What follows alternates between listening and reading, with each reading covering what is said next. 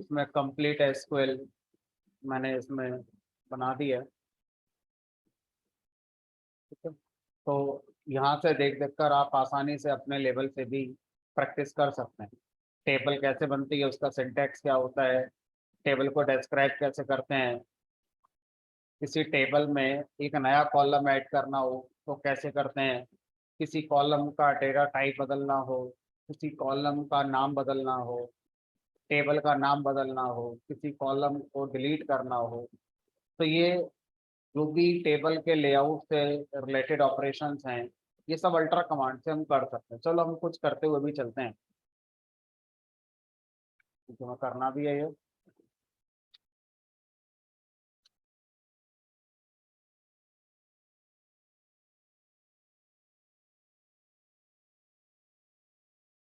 ठीक है, तो अब हमारे पास, मान लीजिए मैं भूल गया कि रूट यूजर में मैं किस डेटाबेस के अंदर काम कर रहा था, तो हम क्या लिखेंगे, शो कमांड आती है तो डेटाबेसेस। तो अब आपको अगर याद आ जाता है कि आप किस पे काम कर रहे थे तो आप देख सकते हैं। तो हम लोग 9 to 11 वाले पर काम कर रहे थे। ठीक है, तो अब यूज कमांड से 9 to 11 डेटाबेस को हम यूज करेंगे। Use 9 to 11। अब इसके अंदर मान लीजिए मुझे टेबल याद नहीं आ रही है कि मैंने टेबल लास्ट क्लास में किस नाम से बनाई थी, तो हम क्या लिखेंगे यहाँ पर, शो, और इस बार लिखेंगे टेबल्स।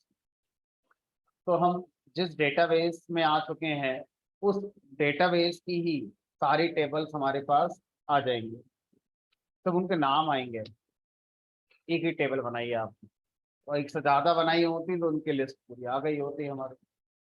तो इस तरह से हम क्या कर सकते हैं, टेबल्स अगर जाननी हो तो शो कमांड का यूज करके शो के आगे टेबल्स लिखेंगे, और अगर हम रूट यूजर के या किसी भी यूजर के अंदर डेटाबेसेस जानना चाहते हैं कितने हैं, तो शो के आगे डेटाबेसेस लिखेंगे। अब ईएमपी टेबल का लेआउट जानना चाहते हैं तो ऑलरेडी ये तो हमने पढ़ लिया था, डिस्क्राइब कमांड से किसी भी टेबल का लेआउट आप पता कर सकते हैं, उसका स्ट्रक्चर पता कर सकते हैं। तो ये अभी आपकी सिचुएशन थी। अब मान लीजिए मुझे कंप्लीट डेटा देखना है अपनी टेबल का, सारी रोज सारे कॉलम। तो जब सारी रोज और सारे कॉलम देखने हैं तो सेलेक्ट कमांड बाय डिफॉल्ट सारी रोज को लाने वाला काम करती है, लेकिन कॉलम्स आपको कितने चाहिए वो आपको बताने होते हैं। तो अगर आप यहाँ स्पेसिफिक कॉलम का नाम लिख देंगे तो सिर्फ उसी कॉलम के सारे रिकॉर्ड्स आएंगे। Select employee ID from table name, तो रिकॉर्ड सारे आए, मैंने नहीं कहा था सारे लेकर आओ। तो बाय डिफॉल्ट सेलेक्ट कमांड जिस टेबल के साथ यूज होती है उसके सारे रिकॉर्ड्स ही लेकर आती है, सिर्फ आपको अभी बताना है कॉलम। तो आपने बता दिया एम्प्लॉय आईडी, अब आप चाहते हैं तो सारे कॉलम भी आ जाएं, तो आप यहाँ एस्ट्रिक लगाते हैं और एस्ट्रिक का मतलब ऑल कॉलम्स हो जाता है। तो इस तरह से आप ये लेकर आते हैं। अगर आप चाहते हैं सर कुछ रिकॉर्ड फिल्टर करने हैं, तो रिकॉर्ड फिल्टर करने के लिए हमेशा वेयर का यूज होता है, चाहे वो डिलीट हो, चाहे अपडेट हो, चाहे सेलेक्ट हो। अगर आप रिकॉर्ड को फिल्टर करके कुछ ऑपरेशन करना चाहते हैं, सारे रिकॉर्ड को अपडेट नहीं करना है तो अपडेट कमांड के साथ वेयर लगा के चलेंगे। सारे रिकॉर्ड्स को डिलीट नहीं करना है तो डिलीट कमांड के साथ वेयर लगा के चलेंगे। सारे रिकॉर्ड को सेलेक्ट नहीं करना है तो सेलेक्ट कमांड के साथ वेयर लगाकर चलेंगे। तो वेयर का पर्पज होता है रिकॉर्ड को फिल्टर करना, और इसका यूज जनरली ये 3 तरह की क्वेरी में ही होता है, डिलीट क्वेरी में, अपडेट क्वेरी में, और आपका सेलेक्ट क्वेरी में। इंसर्ट क्वेरी में वेयर का कोई सीधा सीधा मतलब नहीं। ठीक है, तो अब आज की क्लास शुरू करते हैं यहाँ से। तो सर अगर मुझे टेबल में एक नया कॉलम ऐड करना हो तो कैसे करेंगे, तो ये इसका सिंटैक्स है। तो अगर आपको कहीं कोई सिंटैक्स लिखा मिल जाए तो आपको उसको यूज करके अपनी टेबल पे अप्लाई करना आना चाहिए। है ना। तो जैसे यहाँ पर जनरल क्वेरी लिखी है मैंने, अल्टर टेबल, टेबल का नेम लिखते चलते हैं, अल्टर टेबल। तो अल्टर कमांड कब कब यूज होती है, जब भी आप टेबल के लेआउट में चेंज करते हैं किसी भी तरह का चीज, तो अल्टर कमांड का यूज होता है। लेआउट में प्राइमरी की हटाना, प्राइमरी की लगाना, कॉलम ऐड करना, कॉलम हटाना, कॉलम का नाम बदलना, कॉलम का डेटा टाइप बदलना, टेबल का नाम बदलना, टेबल से रिलेटेड, टेबल के लेआउट से रिलेटेड जितनी भी एक्टिविटीज हैं वो सब अल्टर से होगी।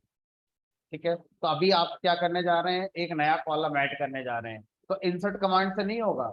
लास्ट क्लास में तो आपने ऐसे ही बताया था इंसर्ट कमांड से होता है। तो आपको समझना होगा कि इंसर्ट कमांड का पर्पज होता है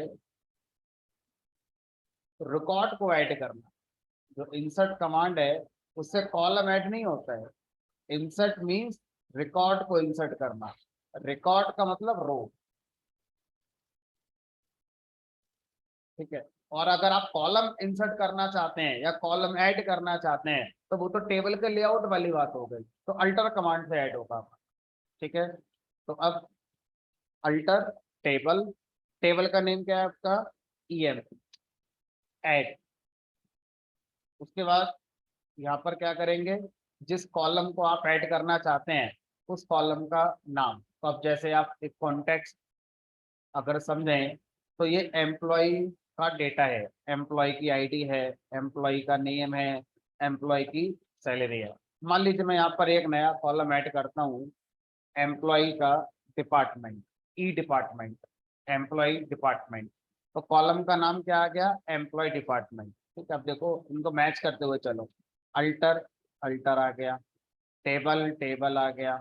टेबल का नेम सिंटैक्स में है, हमारी टेबल का नाम तो ईएमपी चल रहा है। ठीक है, ऐड, ये आ गया। ठीक है, कॉलम का नाम, जिस कॉलम को आप ऐड करना चाहते हैं वो ये आ गया। अब क्या ऐड करना है आपको, क्वेरी जो सिंटैक्स मिला है, इस कॉलम का डेटा टाइप। आप जो कॉलम ऐड करना चाहते हैं उसका डेटा टाइप क्या होगा, इंटीजर होगा, वैरचर होगा, फ्लोट होगा, क्या रखोगे। तो आप डिपार्टमेंट रखोगे तो डिपार्टमेंट स्ट्रिंग टाइप का होगा, तो जनरली वैरचर इस पर काम हमारा करेगा। तो यहाँ पर क्या कर देते हैं, वैरचर लगा देते हैं। और वैरचर जब भी लगाते हैं हमेशा क्या बताते हैं, लेंथ बताते हैं। हर वैल्यू जो इस कॉलम में आएगी उसकी मैक्सिमम लेंथ क्या हो सकती है। मान लीजिए मैंने यहाँ पर 10 दी। ठीक है, उसके बाद स्पेस देकर कोई कॉन्स्टेंट लगाना चाहते हो, यूनिक की, है ना, नॉट नल की, या और भी कॉन्स्टेंट होते हैं, अगर लगाना चाहते हो तो यहाँ लगाएंगे, अदरवाइज क्वेरी को टर्मिनेट कर। तो इस तरह से ये कमांड क्या करेगी, एमपी टेबल में इस वाले कॉलम को लास्ट में ऐड कर देगी। लास्ट में कोई भी कॉलम जब ऐड होगा तो लास्ट में ऐड होगा। ठीक है, अब सर ये बताइए, मैं पिक्चर अगर बनाऊं तो यहाँ पर एक नया कॉलम आ गया, ई डिपार्टमेंट।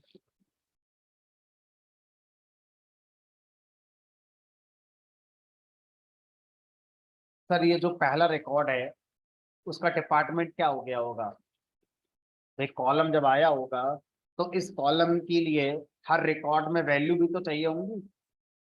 तो इस वाले रिकॉर्ड की वैल्यू क्या आई होगी, हमने तो कुछ बताया ही नहीं है अभी। तो जब मैंने कॉलम पर कोई कांस्टेंट लगाया ही नहीं है, ठीक है, इसका मतलब है कि कॉलम में डिफॉल्ट वैल्यू क्या चलती है, नल।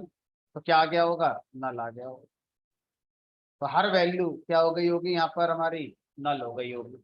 और अगर सोचो मैं कॉलम ऐड करते समय उसमें नॉट नल कांस्टेंट लगा देता तो एरर आ जाती। क्यों आ जाती, क्योंकि आप एक कॉलम ऐड कर रहे हैं और उस कॉलम में हर रिकॉर्ड के लिए नल वैल्यू आती, क्योंकि आपने बताई नहीं है, और आपने उधर नॉट नल कांस्टेंट भी लगा दिया तो क्या आ जाएगी हमारी। तो फिर आपको उस केस में क्या करना होगा, अगर आप नॉट नल कांस्टेंट लगाएंगे तो एक और कांस्टेंट साथ में लगाना पड़ेगा, डिफॉल्ट कांस्टेंट। दैट मीन्स कि आप अपनी डिफॉल्ट वैल्यू भी बता सकते हैं। तो कैसे बताएंगे वो सब सीखेंगे, बट अभी हम सिंपल करके चलते हैं। तो अभी मैंने जो कॉलम ऐड किया है, अगर डेटा को फिर से सेलेक्ट करके देखें,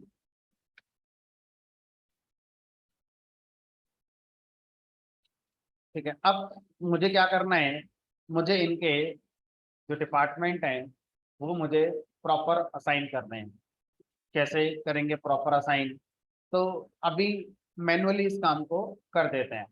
मान लीजिए जो 102 एम्प्लॉय आईडी थी, है ना, इसका जो डिपार्टमेंट है ये हमारा कोडिंग डिपार्टमेंट है, ये कोडिंग डिपार्टमेंट से बिलोंग करता है। कौन?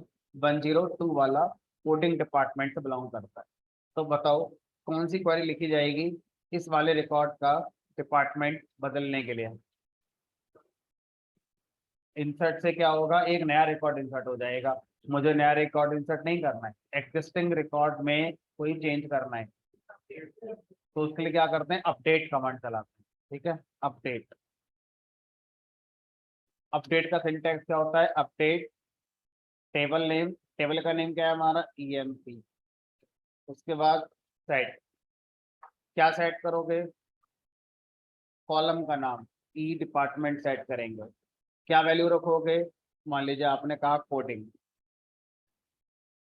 अब अगर मैं इसको ऐसे ही रन कर दूं तो इस टेबल में जितने रिकॉर्ड्स हैं सबका डिपार्टमेंट कॉलम कोडिंग से अपडेट हो जाएगा, है ना।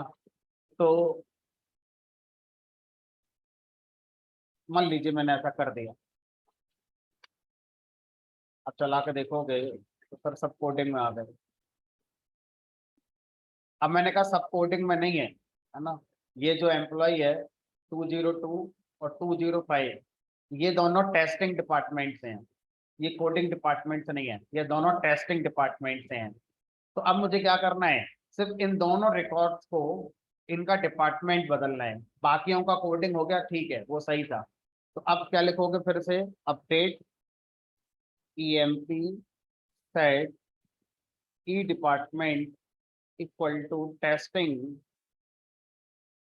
अब क्या लगाना पड़ेगा यहाँ पर, वेयर, क्योंकि इस बार रिकॉर्ड्स को फिल्टर करना है, सारे रिकॉर्ड को अपडेट नहीं करना है। Where where employee ID is equal to, अब एम्प्लॉय आईडी कौन कौन सी है, 202 205, तो यहाँ लिखेंगे एम्प्लॉय आईडी 202। अब अगर हम एम्प्लॉय आईडी 202 लिखेंगे तो इससे तो बस 202 वाले अपडेट होगा, ये 205 वाला तो अपडेट ही नहीं हो पाएगा।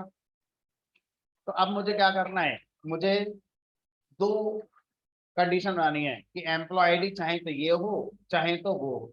तो क्या हमारे मन में जो कॉमा आ रहा है वो काम करेगा, 205 ऐसे लिख दें तो, कि भाई हम ये चाहते हैं कि उन रिकॉर्ड का डिपार्टमेंट टेस्टिंग कर दो जहां पर एम्प्लॉय आईडी इन दोनों में से कोई भी हो। ठीक है, देखते हैं कि जब हम इस तरह की सिचुएशन में होंगे तो क्या ये क्वेरी काम करेगी, मना कर दिया, कॉमा नहीं चलेगा। तो अब ये बताओ, पाइथन के अंदर अगर हम और की बात करते हैं तो लॉजिकल और ऑपरेटर होता था, तो यहाँ भी लॉजिकल और ऑपरेटर चलेगा। अगर दोनों में से कोई एक बात आपको इम्प्लीमेंट करनी है वेयर में, कि दोनों में से कोई भी एक बात सही हो तो काम होना चाहिए, तो हम क्या लगाते थे, और कंडीशन लगाते थे। तो क्या लिखेंगे यहाँ पर, where employee ID equal to 202, तो ऐसे लिख दें और 205। ठीक है, रन करा के देखते हैं। तो यहाँ पर अब क्या हो गया, आपकी जो एम्प्लॉय आईडी है वो 202 205 के अकॉर्डिंग हम सोच रहे थे कि हमारे अपडेट कमांड क्या करेगी, इस काम को कर देगी। लेकिन अगर आप ध्यान से देखें तो कितने चेंज हो गए हैं सर, ऐसा तो हम नहीं चाहते थे, सारी टेस्टिंग हो गई, मतलब ये काम नहीं करा। ठीक है, तो अब सर जो हम चाहते थे वो होगा कैसे, अब जैसे फिर से हो गया, अब मैं चाहता हूँ इन दोनों का कोडिंग कर दो, बाकियों का टेस्टिंग सही है, और इस बार सही से करेंगे, है ना। तो क्या लिखेंगे यहाँ पर, update E department equal to coding where employee ID is equal to, क्या है, 202, और दोबारा से कॉलम का नाम लिखना पड़ेगा, employee ID is equal to 205। अब हो सकता है कुछ लोगों को ये पसंद ना आए कि जब एक ही कॉलम पर दो वैल्यू में से कोई भी एक मैच होने पर काम करना चाहते हैं तो हमें हर कंडीशन को अलग अलग लिखना पड़ेगा। इस बात से फर्क नहीं पड़ता कि दोनों कंडीशन एक ही कॉलम पर चल रही हैं या अलग अलग कॉलम पर चल रही हैं। और का मतलब है कि ये एक इंडिपेंडेंट कंडीशन है, इंडिपेंडेंट कॉलम के साथ हो सकती है। ये एक दूसरी इंडिपेंडेंट कंडीशन है जो किसी दूसरे कॉलम के साथ भी हो सकती है। अब आपका जो कोडिंग डिपार्टमेंट है ये हमारा क्या होगा, सिर्फ वहां बदलेगा जहां पर एम्प्लॉय डी इन दोनों में से कोई भी एक हो।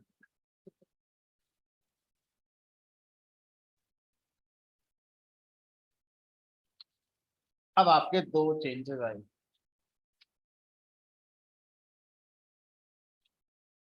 तो कुछ लोगों को ये थोड़ा कम पसंद आता है कि ज्यादा लिखवा रहे हो आप हमसे। जब एक ही कॉलम पर मल्टीपल वैल्यू, अब मान लो मैं कह दूं कि जिनका डिपार्टमेंट टेस्टिंग है उनका डिपार्टमेंट ऑटोमेशन कर दो, जिनका डिपार्टमेंट टेस्टिंग है उन सबका डिपार्टमेंट ऑटोमेशन कर दो, 102 का, 201 का और 206 का। अब लिखने वाले को देखो, अब यहाँ पर फील आएगी कॉम्प्लेक्सिटी, लिखने वाला इरिटेट होगा। कैसे लिखेगा, जो मैंने अभी बताया उसी के हिसाब से अगर मैं करूं, क्या करना है सर, जिन जिन लोगों की एम्प्लॉय आईडी 102, 201, 206 है उनका डिपार्टमेंट ऑटोमेशन कर दो। तो अब कैसे करेंगे, यहाँ लिखेंगे update EMP set E department equal to automation. अब देखो इरिटेशन शुरू हो जाएगी, where employee ID equal to 102 और क्या लिखोगे अब, एम्प्लॉय आईडी इक्वल टू 201 और, समझ में आ रही बात। तो इसका कोई सॉल्यूशन, सॉल्यूशन लकीली है हमारे पास।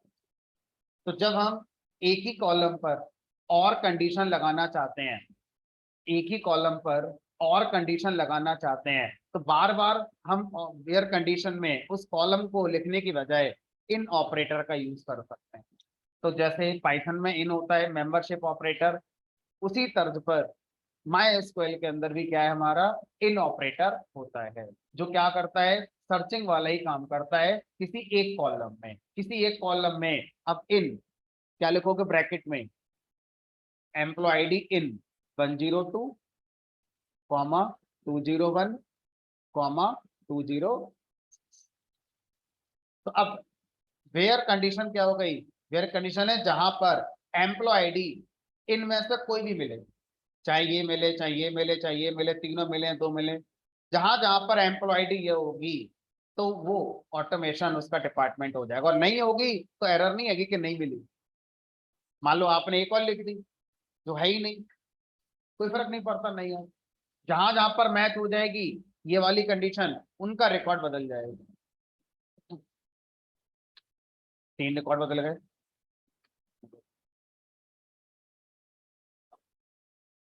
चलो अब इंटरव्यूअर आपसे क्या पूछेगा, इंटरव्यूअर आपसे पूछेगा और इन में क्या डिफरेंस, कब कौन सा यूज करना चाहिए।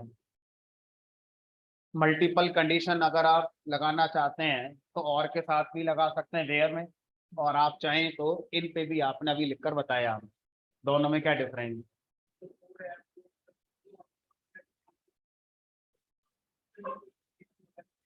नहीं नहीं, ऐसा नहीं है। अगर मैं और लिख रहा हूँ और उसमें जो मैंने वैल्यू लिखी है वो नहीं है तब भी एरर नहीं आती है।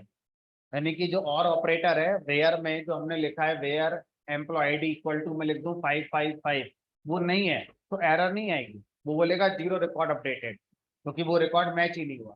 ठीक है, तो एरर वहां भी नहीं आएगी, एरर यहाँ भी नहीं आएगी। दूसरा डिफरेंस बताओ।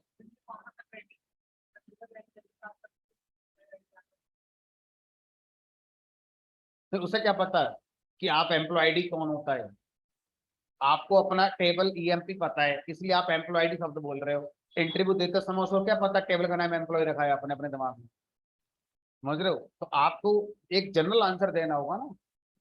एग्जाम्पल में आप कह सकते हो कि माना मेरे पास एम्प्लॉय टेबल में ऐसी सिचुएशन है तो ऐसा करा मैं, तो इसका जनरल आंसर क्या दोगे? क्योंकि वो टेबल का नाम और कॉलम का नाम नहीं बता रहा है आपके लिए, वो तो बस ये पूछ रहा है कि और इनमें क्या डिफरेंस होगा। बात बड़ी नहीं लिखना।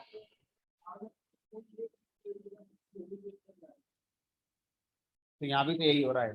चलो ठीक है, जब हम और ऑपरेटर लगाते हैं तो जो दो कंडीशन के बीच में और लगा हुआ है वो दोनों कंडीशन अलग अलग कॉलम पर हो सकते हैं, जबकि हम जब इन लगाते हैं तो कॉलम एक ही बार लिखते हैं। ध्यान से देखो, आपको इनमें कॉलम लिखने का मौका कितनी बार मिला? एक ही बार। और वहां पर कॉलम का नाम लिखने का मौका आपको कितने बार मिल रहा है? हर बार। तो जब हर बार कॉलम का नाम लिखने को मिल रहा है तो यहाँ पर एम्प्लॉय नेम लिख दो, यहाँ पर एम्प्लॉय सैलरी लिख दो, कुछ भी लिख दो। तो ये कॉलम और ये कॉलम अलग अलग हो सकते हैं, जबकि इनमें ऐसा नहीं हो सकता। इनमें जो वैल्यूज आप पास कर रहे हैं, इनमें जो आप वैल्यूज पास करते हैं, ये सारी वैल्यूज एक ही कॉलम में होनी चाहिए, तभी काम होगा। वो कौन सा कॉलम है जो आपने एक बार बताया?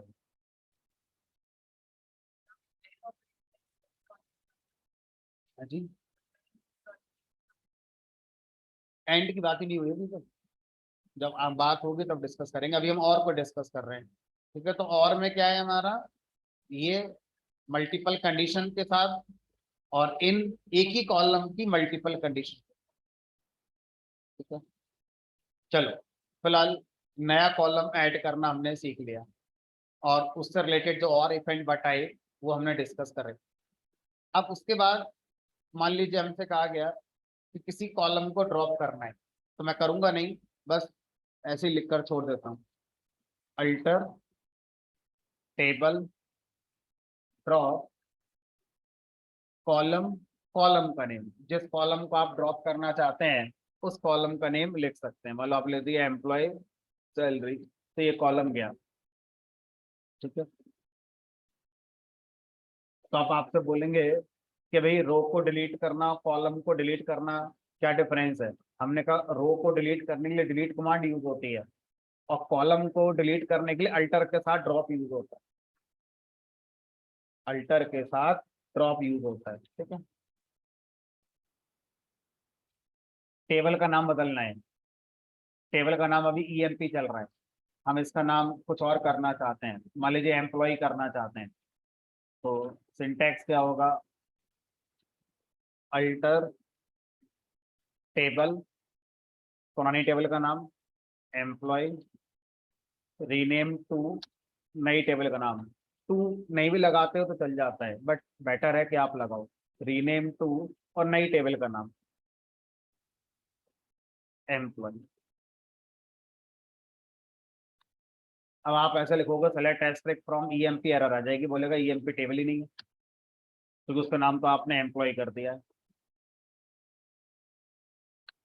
मैं वापस से ईएमपी कर देता हूँ क्योंकि बार बार लिखने में टाइम ज़्यादा लगेगा। तो इस तरह से किसी भी टेबल को रीनेम कर सकते हैं। फिर से देखो, अल्टर टेबल, टेबल का नाम, रीनेम टू, नया नाम।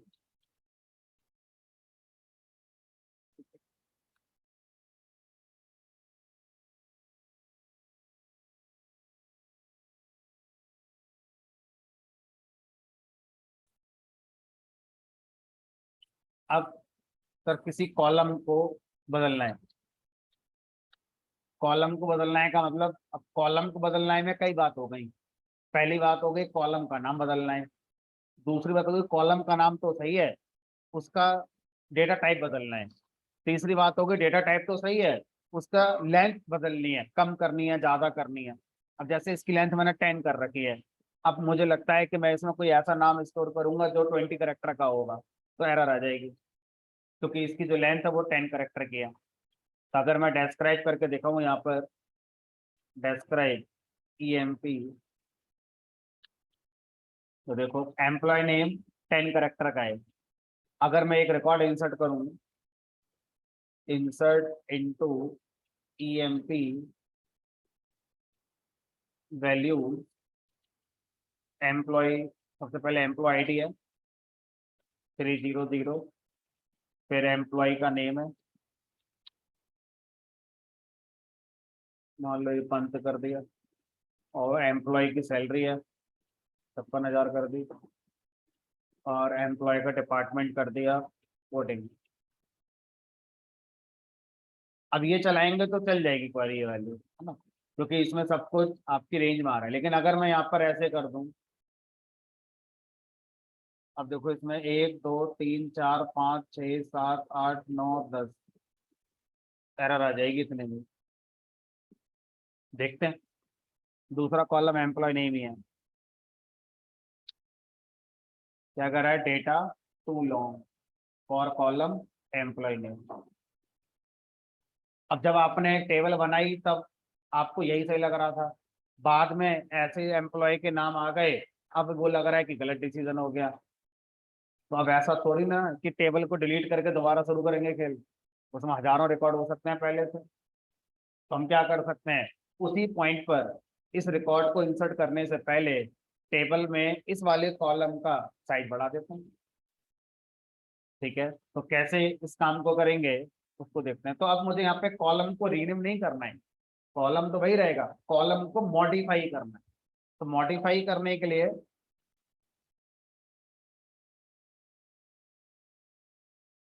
देखो कहीं आएगा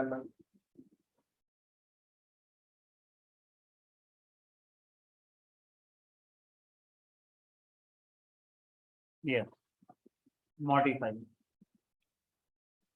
तो यहाँ लिखेंगे alter table, alter table, table का नाम ईएमपी, मॉडिफाई कॉलम, कौन सा कॉलम मॉडिफाई करना है, ईएमपी नेम। बता दो उसका डेटा टाइप वैरचर, मतलब उसका डेटा टाइप भी बदलना होगा तो सेम कमांड से बदलेंगे। और यहाँ पर अपना नया साइज,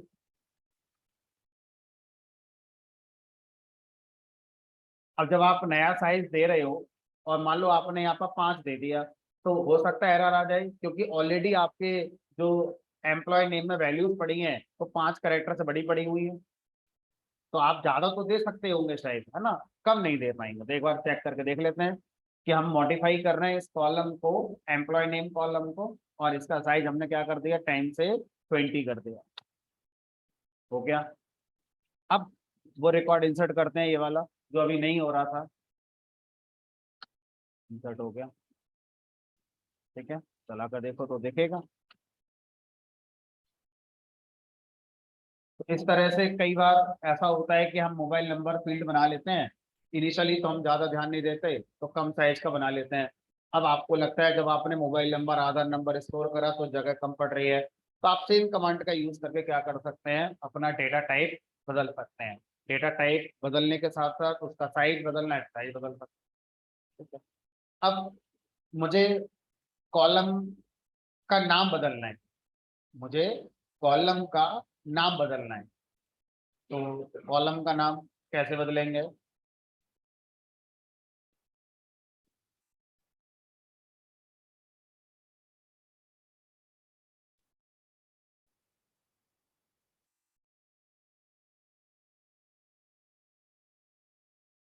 अल्टर टेबल, टेबल का नाम ईएमपी, रीनेम कॉलम,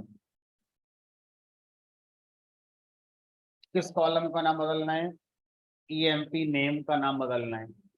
तो किसके साथ बदलना है, जो नया नाम है वो ई नेम। तो हम इसमें डेटा टाइप या कॉन्स्टेंट या साइज वगैरह नहीं बदल रहे हैं, हम सब कुछ वही रखेंगे, बस कॉलम का नाम ईएमपी नेम से क्या हो जाएगा, ई नेम हो जाएगा। ठीक है,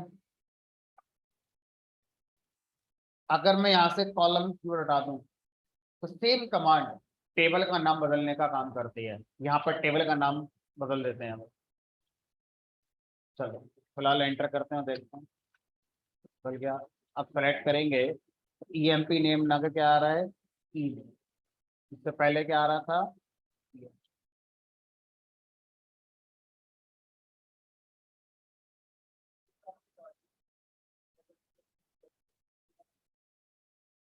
अगर हम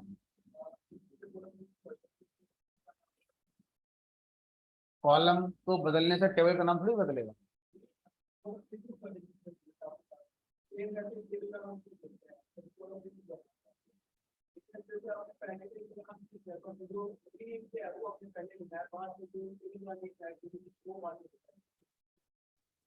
हाँ, सिंटैक्स का डिफरेंस है।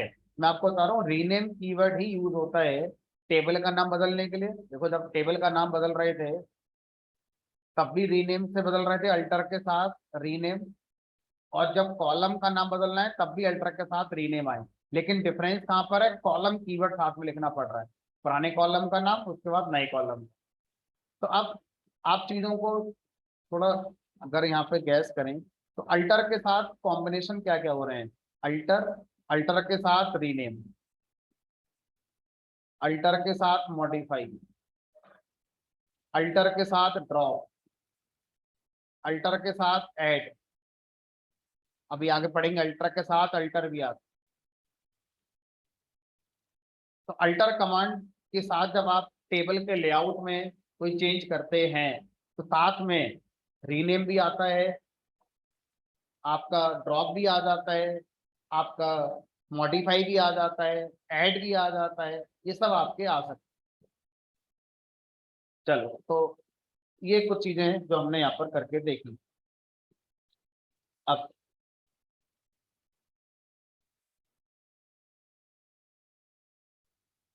मान लीजिए यहाँ पर अब मैं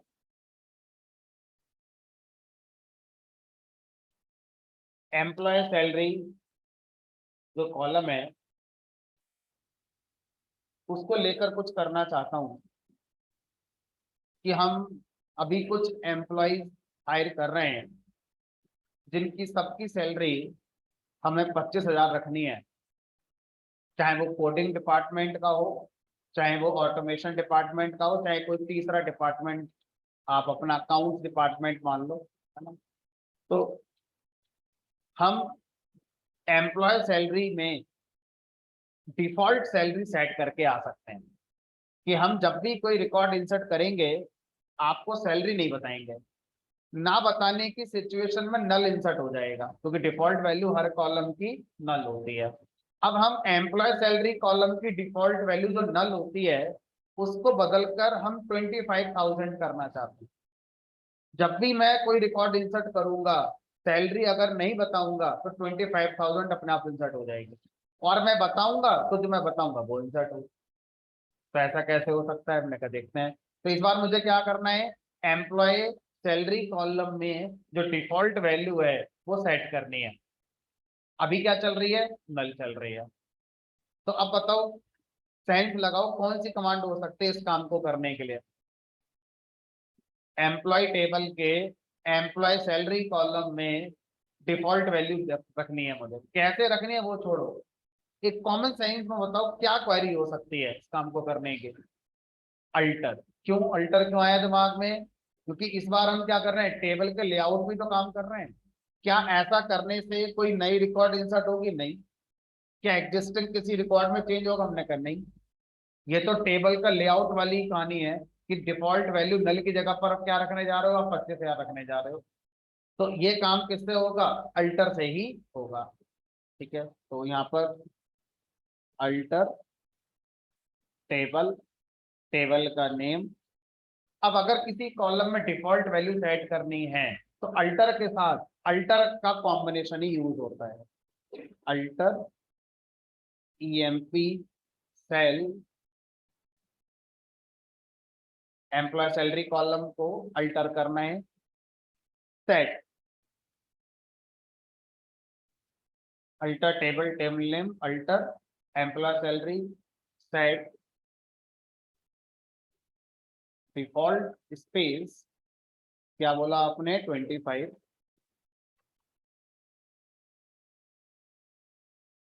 अच्छा, मैंने इसमें भी लिखी हुई है एक जनरलाइज क्वेरी।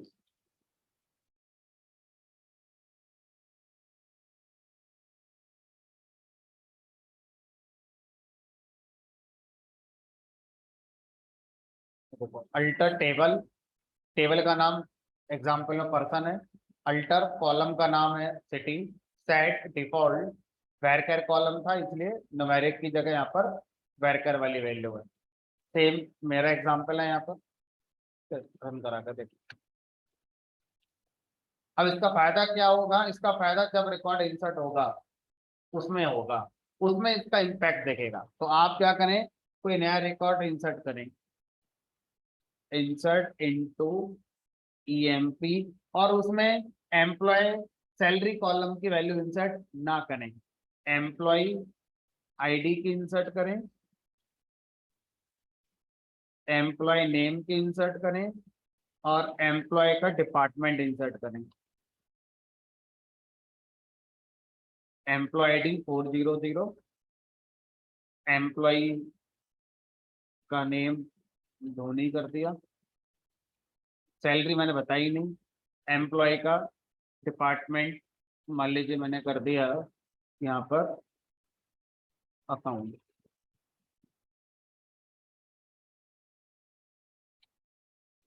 अब देखो जरा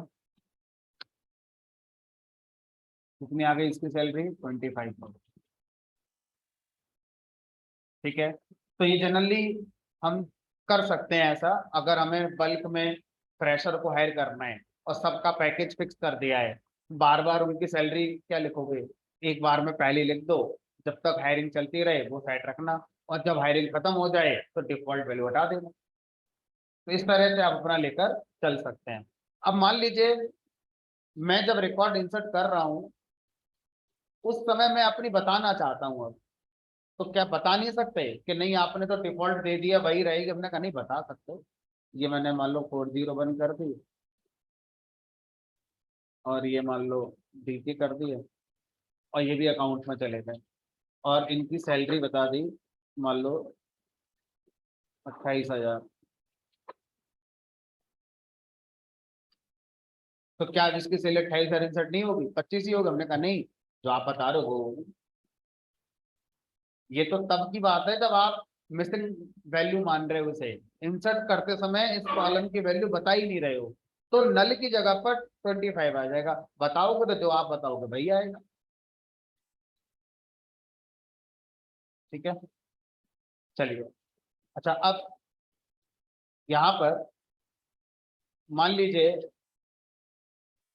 गवर्नमेंट की तरफ से एक रूल बनाया गया है, हर कंपनी में काम करने वाले एम्प्लॉय की मिनिमम सैलरी 10,000 होगी होगी, 10,000 से कम पर आप किसी को काम पे नहीं रख सकते। ठीक है, तो अब ये बताओ यहाँ पर ये बात कहाँ पर इंप्लीमेंट करें। मान लो मैंने एक रिकॉर्ड इंसर्ट करा और ये 402 और यहाँ पीके कर दिया, और ये मान लो 8,000 कर दिया, है ना। तो अब ये बताओ कि यहाँ मान लीजिए कोडिंग कर दिया, ये रिकॉर्ड इंसर्ट हो जाएगा कि नहीं हो जाएगा, हो जाएगा। तो हम नहीं चाहते हैं, मना कर दो कि 10,000 से कम सैलरी हमारे यहाँ होती नहीं है, तो 10,000 से कम सैलरी वाले एम्प्लॉय को हम रखेंगे ही नहीं। तो अब इंसर्ट करते समय तो प्रॉब्लम नहीं है, हो गया इंसर्ट, तो मुझे वो गवर्नमेंट का पॉलिसी अप्लाई करवाना है इस टेबल में। तो अब ऐसा कौन सा कॉन्स्टेंट होगा, क्योंकि ये तो हमारी प्रॉब्लम स्टेटमेंट है, 10,000 हो सकता है कल 12,000 हो जाए। माइस्क्वेल बनाने वाले इस वक्त क्या जानते हैं, तो हम क्या करेंगे, अपनी कस्टम कंडीशन पर कोई एक कांस्टेंट लगाना चाहते हैं, अपनी कस्टम कंडीशन पर कांस्टेंट लगाना चाहते हैं, तो वो कांस्टेंट चेक कांस्टेंट कहलाता है, CHECK, चेक कांस्टेंट। जैसे यूनिक कांस्टेंट है, आपको बताने की जरूरत नहीं है, पहले से स्टैंडर्ड है कि यूनिकनेस पे काम करता है। नॉट नल कांस्टेंट आपको कुछ नहीं करना है, पहले से पता है कि नल वैल्यू अलाउड नहीं होगी कॉलम में, मिसिंग वैल्यू अलाउड नहीं होगी कॉलम में। ठीक है, प्राइमरी की ये दोनों काम एक साथ कर लेगा। ठीक है, इसी तरह से हमारा एक और कांस्टेंट होता है चेक कांस्टेंट।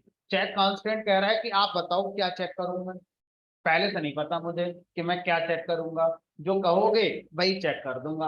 अगर वो फुलफिल हो रहा है तो रिकॉर्ड इंसर्ट होगा, अगर वो कंडीशन फुलफिल नहीं हो रही है तो एरर दे दूंगा कि ये सही नहीं है। तो यहाँ पर कांस्टेंट आया चेक कांस्टेंट। चेक कांस्टेंट बाकी डेटाबेस पैकेजेस में तो है बहुत पहले से ही, ऑरेकल में, माई सिक्वल सर्वर में, बट हमारा जो माई सिक्वल है इसमें अभी रिसेंट जो वर्जन है 8 पॉइंट वाला इसी में ऐड हुआ है।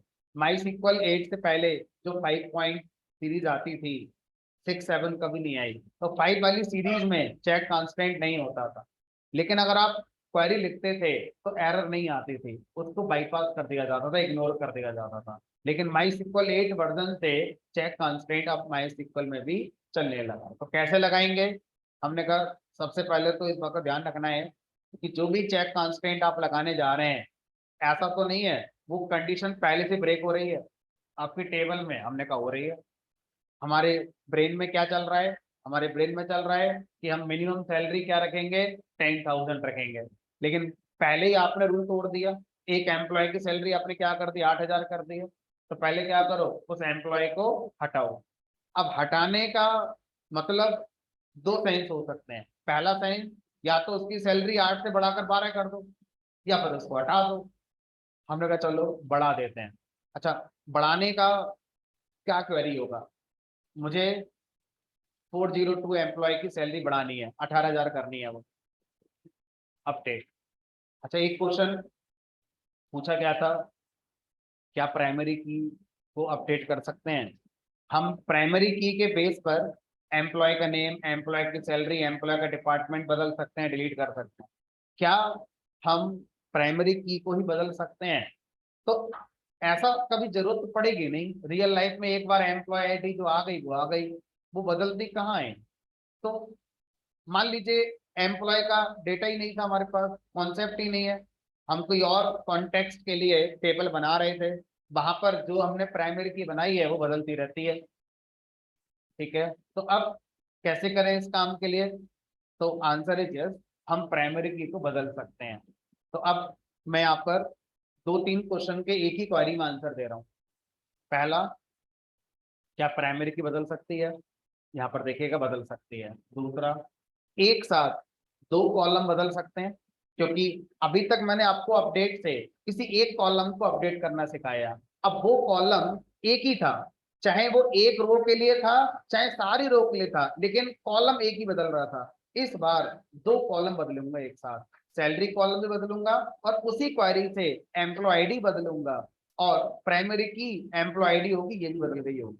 तो ये 2 3 क्वेश्चन का आंसर एक साथ इसी क्वेरी में आ जाएंगे।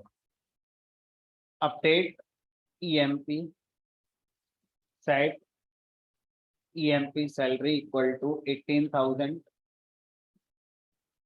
अब सर एम्प्लॉय आईडी भी बदलनी है, तो जिस कॉलम को बदलना होता है सेट के बाद हमें उस कॉलम को लिखना होता है। ठीक है, और सेट के बाद जब मल्टीपल कॉलम को बदलना होता है तो कॉमा लगा कर लिखते हैं। यहाँ पर एंड या और नहीं चलता। सेट कीवर्ड के बाद हम अपडेट कमांड में सेट कीवर्ड के बाद जिस कॉलम को बदलना चाहते हैं उस कॉलम का नाम लिखते हैं और उसकी वैल्यू जिस वैल्यू से बदलना चाहते हैं। अगर आपको मल्टीपल कॉलम बदलने हैं तो सेट के बाद उन कॉलम के नाम कॉमा से सेपरेट करके लिखने हैं। यहाँ पे एंड या और नहीं चलेगा। कॉमा, दूसरा कॉलम जो बदलना चाहते हो, एम्प्लॉय आईडी, उसकी वैल्यू दे दो। मान लो दे दी मैंने 501। अब ये बताओ, अगर मैं ऐसे कर दूं तो ये तो जितने रोज हैं हर रो की सैलरी 18,000 कर देगा, और सारी रो में एम्प्लॉय आईडी क्या कर देगा, 501, और एरर आ जाएगी। क्यों? क्योंकि 501 हर रो में हो ही नहीं सकता, क्योंकि प्राइमरी की बनी हुई है हमारे। लेकिन अगर हम कॉन्सेप्चुअली देखें तो ये क्वेरी सही है, क्योंकि हमने कांस्टेंट लगा रखा है प्राइमरी की, इसलिए अब ये गलत हो जाएगी। तो हमें ऐसा करना नहीं था। तो अब यहाँ पर क्या लगाओगे, रिकॉर्ड को फिल्टर करने के लिए क्या लगाते हैं, वेयर। अब वेयर किसके बेस पर लगाओगे? हमने कहा प्राइमरी की के बेस पर अभी भी लगा सकते हैं, जिसको आप बदल रहे हैं उसी को वेयर में यूज किया जा सकता है। Where employee ID is equal to 40। तो पहले ये बदलेगी नहीं, पहले इस एम्प्लॉय आईडी के रिकॉर्ड को आइडेंटिफाई किया जाएगा। मिल गया, ये मिला, उसके बाद फिर सेट वाला काम चलता है। तो इस क्वेरी के एग्जीक्यूशन में पहले वेयर वाला पोर्शन एग्जीक्यूट होता है और उन रिकॉर्ड्स को ढूंढा जाता है जो वेयर की कंडीशन को सेटिस्फाई कर रहे हैं। उसके बाद फिर सेट वाला पोर्शन कंप्लीट किया जाता है। है ना। तो ये मत कहना कि सर एम्प्लॉय आईडी तो 501 हो गई, अब ये तो मैच ही नहीं होगी। पहले ये वाला पोर्शन चला होगा, उसके बाद फिर ये पोर्शन हमारा चलेगा। ठीक है, चलो अब देखते हैं।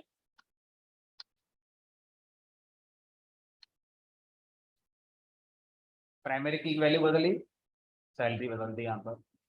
तो ऐसा हमें जनरली जरूरत नहीं पड़ती है, बस इंटरव्यू में क्वेश्चन है, पूछा जा सकता है कि क्या ऐसा कर सकते हैं, जरूरत कभी नहीं पड़ेगी लेकिन हम ऐसा कर सकते हैं। ठीक है, फिर वो पूछेगा कि जब आप बदल दोगे तो वेयर कंडीशन कैसे मैच होगी, तो वो आंसर मैंने आपको दे दिया कि जब क्वेरी में हम अपडेट चलाते हैं तो पहले वेयर पोर्शन चलता है, रिकॉर्ड मैच होता है, उसके बाद फिर साइड वाले पोर्शन को चलाया जाता है, तब क्वेरी कंप्लीट होती है।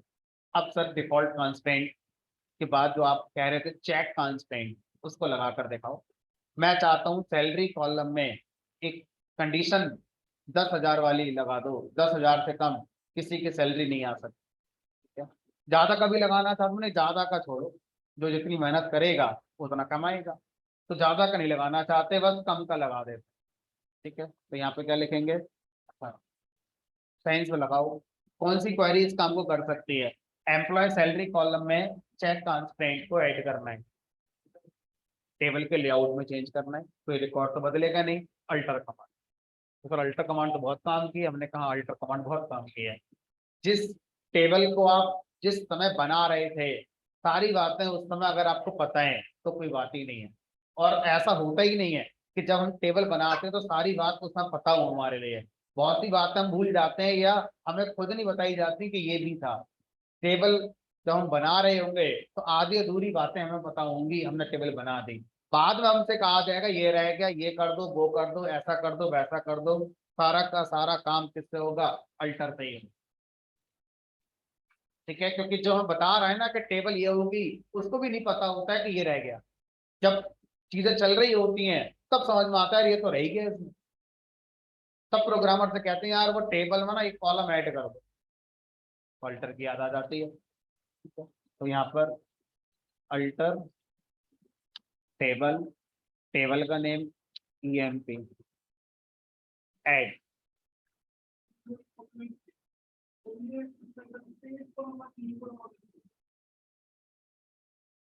बाय डिफॉल्ट कॉलम का जो ऑर्डर है, ये जिस ऑर्डर में टेबल आप बना रहे हैं उस समय जो दिए थे उस ऑर्डर में चलता है। और जब आप कोई नया कॉलम ऐड करेंगे तो वो लास्ट में ही ऐड होगा।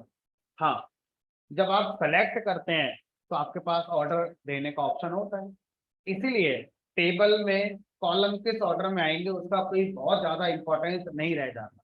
क्यों नहीं रह जाता, क्योंकि जब आप सेलेक्ट करते हैं तो सेलेक्ट में आपको ऑर्डर लिखने की आज़ादी है कि पहले मैं ये कॉलम देखूंगा, फिर ये देखूंगा, फिर ये देखूंगा, तो प्रॉब्लम वाली बात ही नहीं रहेगी। इन शॉर्ट, हम माइस्क्वेल के अंदर टेबल के ऑर्डर्स को बहुत ज्यादा कंट्रोल नहीं कर सकते, डिफॉल्ट ऑर्डर जो मिला हुआ है उसी पे काम होगा, और कोई नया कॉलम आएगा तो लास्ट में ऐड होगा। और ऐसा होने पर हमें कोई समस्या कभी नहीं आती, क्योंकि हम जो चाहते हैं वो सब हो जाएगा। आप बताओ किस कॉलम को पहले देखना चाहते हो, चलो। अब जैसे आपका मन करेगा नहीं सर मैं चाहता था नेम पहले आ जाए, आईडी बाद में आ जाए, तो आप सेलेक्ट में एस्ट्रिक क्यों लगा रहे हो, नेम लगाओ ना पहले। Select E name, EMP ID, EMP salary, और फिर ई डिपार्टमेंट फ्रॉम ईएमपी। पहले नेम आ गया, फिर यार तुम आपसे कहना चाह रहा हूँ, ऐसा करके क्या फायदा कर लोगे।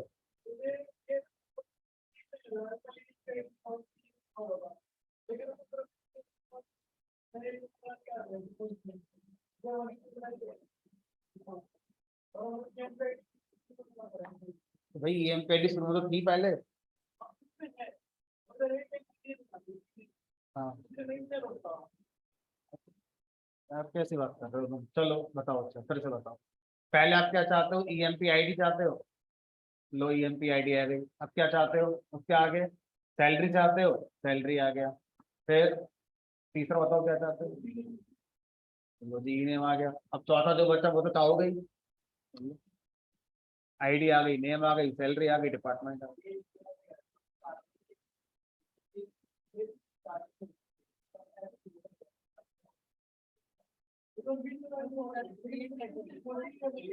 भाई यही तो मैं आपसे कह रहा हूँ कि माई सिक्वल में ऐसा कोई ऑप्शन नहीं है जिससे हम कॉलम के ऑर्डर को बदल पाए। और ऐसा क्यों नहीं है उसका आंसर मैं दे रहा हूँ, क्योंकि ऐसा ना होने से हम पे क्या फर्क पड़ा, हमारा कौन सा काम रुक गया ये बताओ। अगर ऐसा नहीं है तो हमारा कौन सा काम रुक गया, जो आप चाहते हो फिर भी कर पा रहे हो। भाई आप जो चाहते हो वो हो रहा ही नहीं हो रहा है, फिर भी सिर्फ यही तो नहीं हो रहा है कि हम तो टेबल में ही चाहते थे ऐसे इंसर्ट हो जाए, है ना। तो अब माई सिक्वल ये कह रहा है कि मान लो हमने उसको ऑप्शन नहीं दिया, तो ये बताओ आपका कौन सा काम बिगड़ गया। जो आप करना चाहते हो फिर भी हो ही रहा है ना सारे काम। चलिए, तो मैं ये नहीं कह रहा कि किसी भी डेटाबेस में ऑप्शन नहीं होता, लेकिन मैं ये कह रहा हूँ कि मोस्टली डेटाबेस में कॉलम के ऑर्डर को कंट्रोल करने के लिए ज्यादा कुछ नहीं होता है। क्यों? क्योंकि सबका कहना यही है, सबका आर्गुमेंट यही है कि सेलेक्ट क्वेरी में ऑर्डर आप अपना बना तो लेते हो। नहीं, वो तो फिर एक ऑप्शन है ही हमारे पास भाई, जिस समय टेबल आप बना रहे हो उस समय जिस ऑर्डर में बना दोगे उस ऑर्डर में बन ही जाएगा फिर। वो तो एक ऑप्शन है ही हमारे पास। चलिए आगे बढ़ते हैं, और चेक वाले की बात कर रहे थे उसको पूरा करते हैं। Alter table EMP add. Add क्या करना है, चेक कंस्ट्रेंट करना है।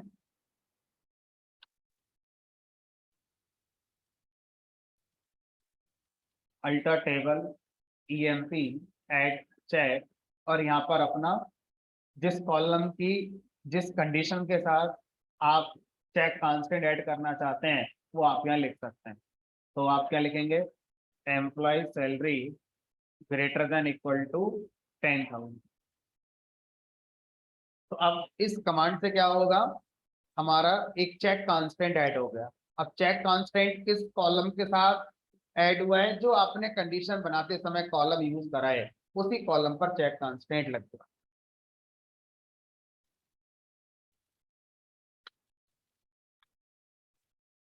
अब मान लीजिए कोई रिकॉर्ड में इंसर्ट करता हूँ, ये वाला 8,000 वाला,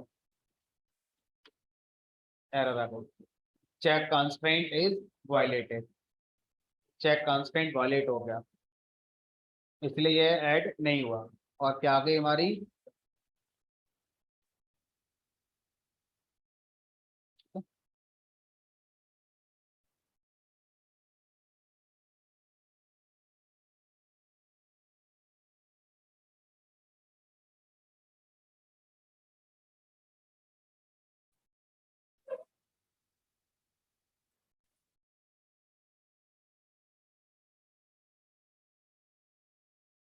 अब मुझे अपना डिपार्टमेंट पता करने हैं कि कितने डिपार्टमेंट है हमारे पास।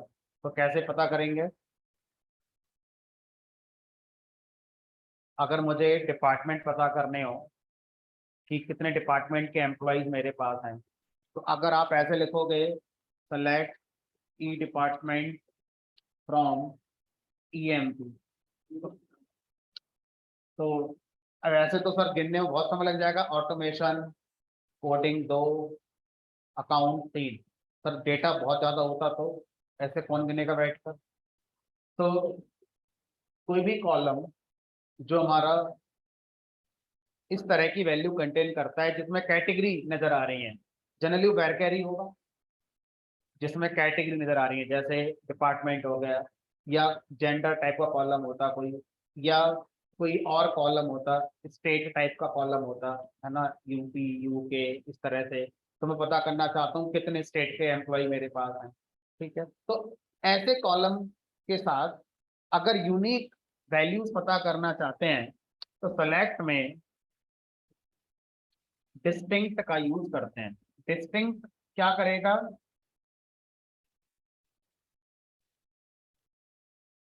सेलेक्ट डिस्टिंक्ट, कॉलम का नेम क्या है, ई डिपार्टमेंट फ्रॉम ईएमपी।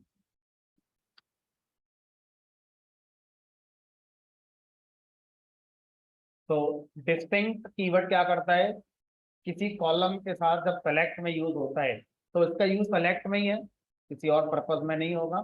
तो ये क्या करता है, जिस कॉलम के साथ यूज हो रहा है उस कॉलम में यूनिक वैल्यू क्या है वो लाकर हमें दे देगा।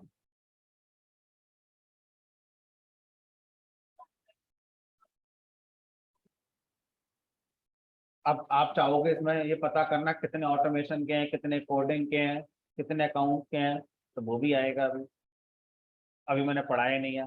दो टेबल के साथ कैसे काम करते हैं वो मैंने नहीं पढ़ाया है ना। ऑर्डर बाई क्या होता है ये भी मैंने नहीं पढ़ाया है अभी।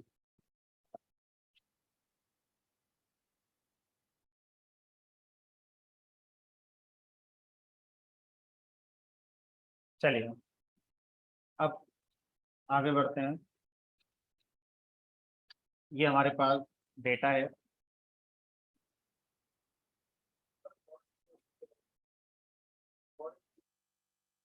नहीं, आप कह रहे हो फॉरन की बता दो, दूसरे कह रहे हैं दो टेबल के साथ बात करना बता दो, एक कह रहा है ऑर्डर वाइज बता दो।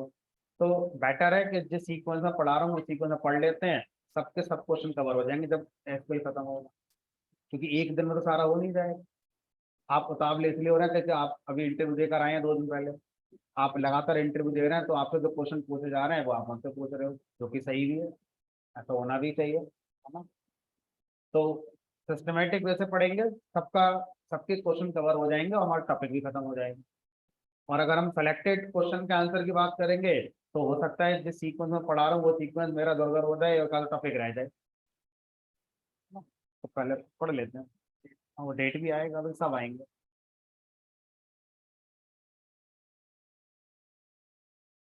चलो आगे बढ़ते हैं।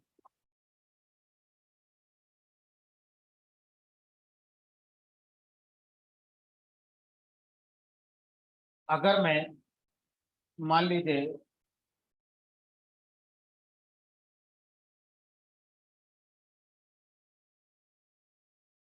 अ,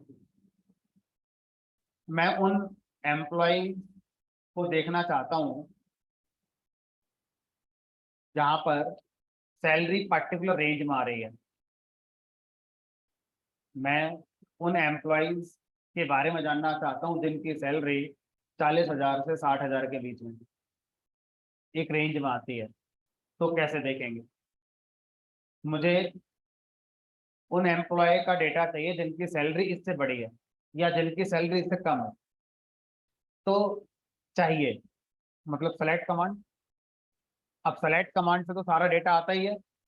अब सेलेक्ट कमांड से जब सारा डेटा आप लाओगे तो उसमें आपको फिल्ट्रेशन करनी है, क्योंकि आपकी कंडीशन क्या है कि मुझे इस रेंज में डेटा चाहिए या इससे अबव का डेटा चाहिए या जो भी मेरी कंडीशन है उसको सेटिस्फाई करने वाले रिकॉर्ड चाहिए मुझे। तो क्या लगाएंगे सेलेक्ट के साथ वेयर। अभी हमने डिलीट के साथ वेयर लगाना सीखा, अपडेट के साथ सीखा है।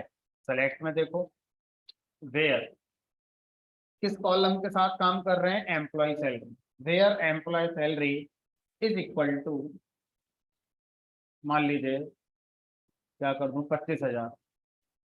तो कितने रिकॉर्ड ऐसे हैं जहां पर एम्प्लॉय सैलरी कॉलम की वैल्यू कितनी है, 25,000 है। जितने भी होंगे वो सब सेलेक्ट होकर आ जाएंगे।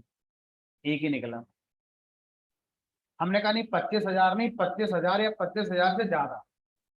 तो ग्रेटर देन इक्वल टू, जो पाइथन में ऑपरेटर होता था ग्रेटर देन इक्वल टू, वो यहाँ भी चलेगा। लेस देन इक्वल टू, ये भी चलते हैं।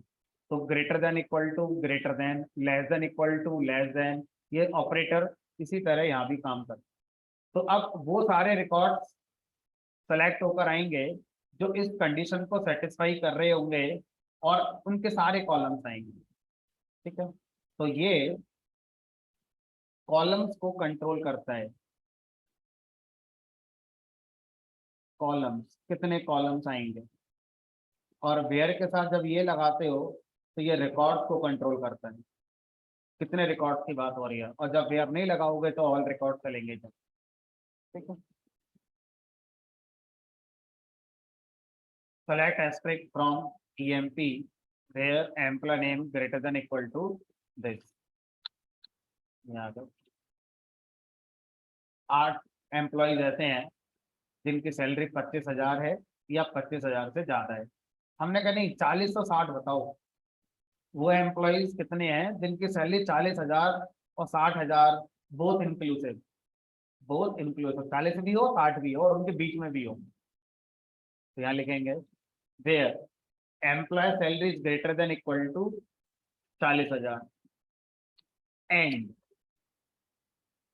Employee salary is less than equal to 60,000। तो अब वो रिकॉर्ड जो इस कंडीशन एज वेल एज इस कंडीशन दोनों को मानते होंगे वो रिकॉर्ड सेलेक्ट होकर आ जाएंगे। सोचो, अब आपके मन में आएगा सर और लिख दो। मान लीजिए किसी की सैलरी 80,000 है, तो क्या 80,000 वाला रिकॉर्ड सेलेक्ट होकर आएगा? नहीं आएगा? भी आएगा, क्योंकि और क्या बोल रहा है, इन दोनों में से कोई भी एक बात सही होने पर रिकॉर्ड सेलेक्ट होकर आ जाएगा। बट हमें तो नहीं चाहिए था 80,000 वाला, हम चाहते हैं वो रिकॉर्ड है जो इन दोनों बातों को माने। इन दोनों को बात में मानने के लिए बीच में क्या लगाएंगे? Logical and.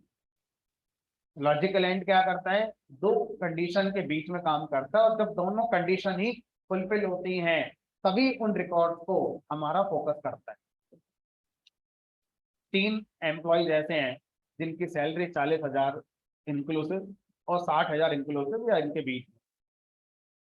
इंक्लूसिव नहीं करना है तो आप देखो इक्वल टू मत लगाओ, सिर्फ ग्रेटर देन लगा दो और यहाँ लेस देन लगा दो। अब अगर आप एक रेंज में किसी एक कॉलम के अंदर एक रेंज में वैल्यू को ढूंढ रहे हैं, बोथ एंड पॉइंट इंक्लूसिव है, तो एक शॉर्टकट है कि आप क्या कर सकते हैं, यहाँ पर बिटवीन ऑपरेटर का यूज कर सकते हैं। बिटवीन, बिटवीन ऑपरेटर, और यहाँ पर क्या लिख दो अपना स्टार्टिंग पॉइंट और यहाँ पर एंड पॉइंट। तो एसक्यूएल में अगर हम एक रेंज में किसी एक कॉलम की, ध्यान रखना ये अब एक ही कॉलम पे काम करेगा, यहाँ पर आप दो अलग अलग कॉलम लिख सकते थे, यहाँ पर सैलरी ये हो और डिपार्टमेंट ये हो। अब यहाँ नहीं कर पाओगे ऐसा, यहाँ पर एक ही कॉलम के साथ बिटवीन काम करेगा और दोनों इंक्लूसिव 40,000 और 60,000 इंक्लूसिव ही होंगे। अब बोलो कि नहीं सर मुझे तो इंक्लूसिव नहीं करना है, तो बिटवीन को छोड़कर आपको यहाँ पर ही आना पड़ेगा। हाँ देखो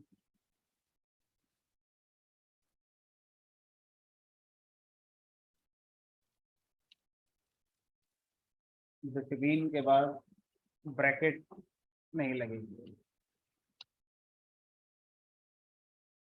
ठीक है? एक ही बार आपका कॉलम का नाम आया, बार बार नहीं आया। इनमें ब्रैकेट लगेगी, बिटवीन में ब्रैकेट नहीं लगेगी। इनमें बीच में कॉमा लगेगा और यहाँ पर बिटवीन के साथ एंड पॉइंट और स्टार्ट पॉइंट के बीच में एंड आएगा।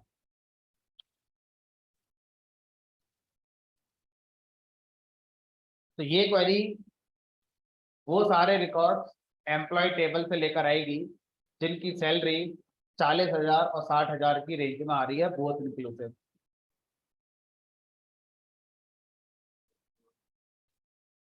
कोई फर्क नहीं है, दोनों एक ही है, दोनों में से आप किसी के साथ जा सकते।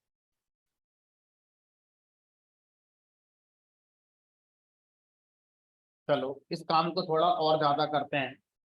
अब मुझसे कहा गया कि मुझे वो एम्प्लॉय लेके आओ जिनकी सैलरी 25,000 या 25,000 से ज्यादा है और डिपार्टमेंट है कोडिंग, डिपार्टमेंट है कोडिंग। तो मैं लिखा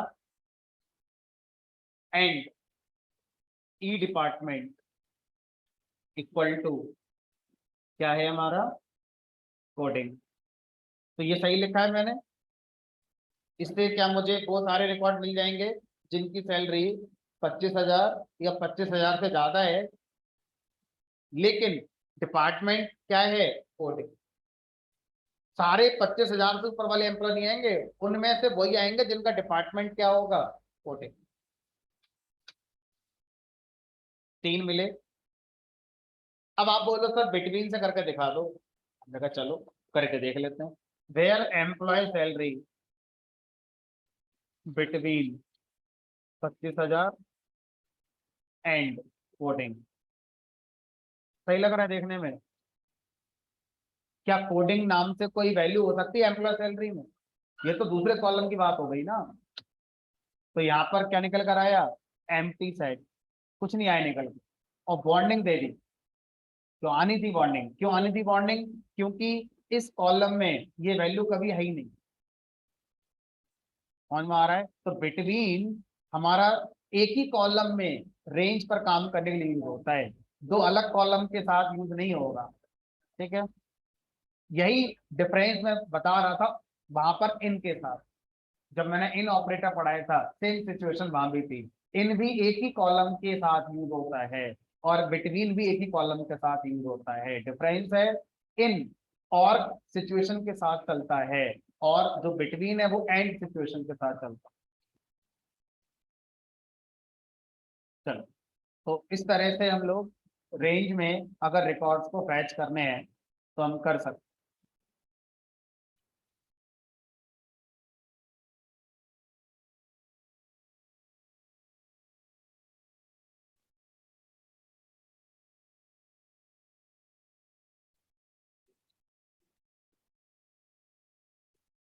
अब आगे चलते हैं। मैं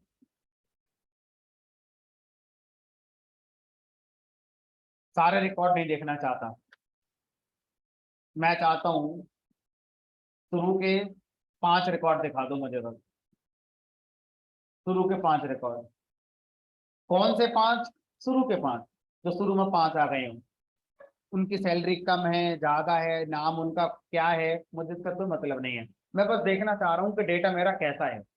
मेरे टेबल में हजारों रिकॉर्ड पड़े हैं, मैं शुरू के 5 रिकॉर्ड देखकर एक आइडिया लेना चाहता हूँ कि किस तरह का डेटा मेरे पास है। ठीक है, तो यहाँ पर हमारे पास लिमिट नाम से कीवर्ड होता है कि लिमिट कीवर्ड के बाद क्या लिखेंगे? नंबर ऑफ रिकॉर्ड जो आप चाहते हैं। तो सेलेक्ट कमांड के साथ आप लिमिट का यूज करते हैं और लिमिट में आप ये बताते हैं कि कितने रिकॉर्ड आप चाहते हैं शुरू के। शुरू के 5 रिकॉर्ड आपको मिलेंगे। अब वो जो भी हैं वो आपको मिल जाएंगे। शुरू के 5 रिकॉर्ड हमारे आ गए। इंटरव्यूअर आपसे ये नहीं पूछेगा, इंटरव्यूअर आपसे कहेगा शुरू के 5 रिकॉर्ड निकाल कर देखो बेस्ड ऑन हाईएस्ट सैलरी। जिनकी सैलरी सबसे ज्यादा है वो 5 दिखाओ, क्योंकि मुझे वही तो देखने हैं जो ज्यादा सैलरी ले रहे हैं कौन है वो। तो आएंगे वहां तक, पहुंचेंगे अभी।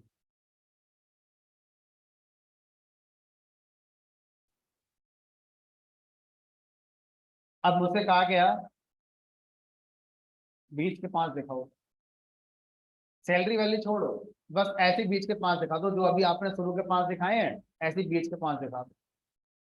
सर बीच का मतलब क्या है? दो से भी शुरू होगा बीच, दूसरे रिकॉर्ड से। भाई मिडिल रिकॉर्ड, मिडिल का मतलब क्या है? सेकंड रिकॉर्ड से लेके हमारा 6th रिकॉर्ड तक, थर्ड से लेकर 7th तक, फोर्थ, सब मिडिल रिकॉर्ड ही है। आप बताओ आपका क्या साइंस है इसमें? तो यहाँ पर आप क्या करते हैं, लिमिट को बताते हैं। दो चीजें, पहला पहला आर्गुमेंट होता है नंबर ऑफ रिकॉर्ड जो आप स्किप करना चाहते हैं शुरू से, 3। उसके बाद नेक्स्ट कितने रिकॉर्ड जो आप देखना चाहते हैं, हमने कहा 5। तो लिमिट के साथ जब मैं एक ही वैल्यू यूज करता हूं तो वहां पर वो शुरू के उतने रिकॉर्ड को रिप्रेजेंट करती है। और जब लिमिट के साथ मैं दो वैल्यू यूज करता हूं तो पहली वैल्यू, टेक्निकल इसका नाम होता है ऑफ साइड, इसको बोलते हैं ऑफ साइड। ऑफ साइड का मतलब होता है इसके प्रो,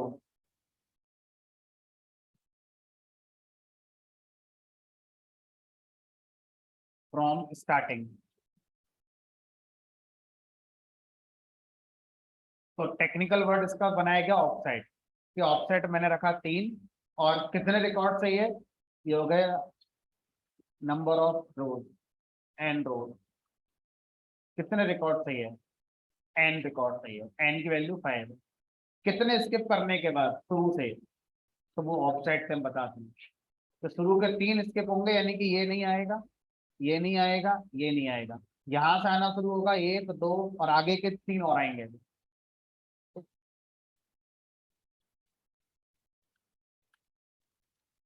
तो यहाँ से आना शुरू हुआ 205 से, और उसके बाद के हमारे 3 और आते हैं।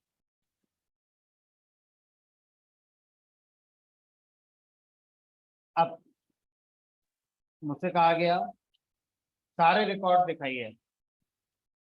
लेकिन ये सारे के सारे रिकॉर्ड का ऑर्डर क्या है, सारे रिकॉर्ड का ऑर्डर क्या है। तो जब मैं ऑर्डर की बात करता हूं तो इस वर्ड को ध्यान से हमें समझना होता है।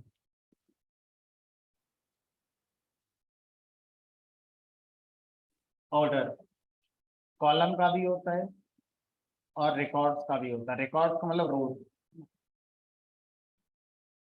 कॉलम का ऑर्डर पहले एम्प्लॉय आईडी आया, फिर एम्प्लॉय नेम आया, फिर एम्प्लॉय सैलरी आया, फिर एम्प्लॉय का डिपार्टमेंट आया। तो जो ऑर्डर की बात चल रही है वो सेलेक्ट में चल रही है, टेबल में जाके परमानेंट बदलने की बात नहीं चल रही है। जब सेलेक्ट करेंगे रिकॉर्ड उस समय के ऑर्डर की बात चल रही है। टेबल में जो जैसा पड़ा है वहां पड़ा रहने दो। जब हम लेकर आएंगे टेबल से तो अपने हिसाब से हम ऑर्डर उसको देना चाहते हैं। तो दो चीजों का ऑर्डर हम देते हैं, कॉलम्स का ऑर्डर, दूसरा है रिकॉर्ड्स का ऑर्डर यानी रोज का ऑर्डर। कॉलम का ऑर्डर देने के लिए ये सेलेक्ट के बाद जो एस्ट्रिक है इसको हटाकर आप अपना ऑर्डर बताते हैं कॉमा लगा। तो जिस कॉलम को आप पहले लिखेंगे वो पहले आएगा सेलेक्ट में, जिसको बाद में लिखेंगे वो बाद में आएगा, एंड सो ऑन। तो कॉलम के ऑर्डर में तो कुछ सीखना ही नहीं है, ये तो हम बाय डिफॉल्ट जानते ही हैं कि कॉलम्स का ऑर्डर क्या होता है। समय लगता है सीखने में क्या, रोज के ऑर्डर में, कि रोज का ऑर्डर क्या होता है। हम बाय डिफॉल्ट ऑर्डर की बात करते हैं, डिफॉल्ट ऑर्डर क्या होता है। ये पहली रिकॉर्ड यही क्यों आया, ये क्यों नहीं आया, या यही क्यों आया, ये क्यों नहीं आया। आप बताओ। जब हम सारे रिकॉर्ड्स को फैच कर लेते हैं तो बाय डिफॉल्ट वो रोज किस ऑर्डर में नजर आती हैं।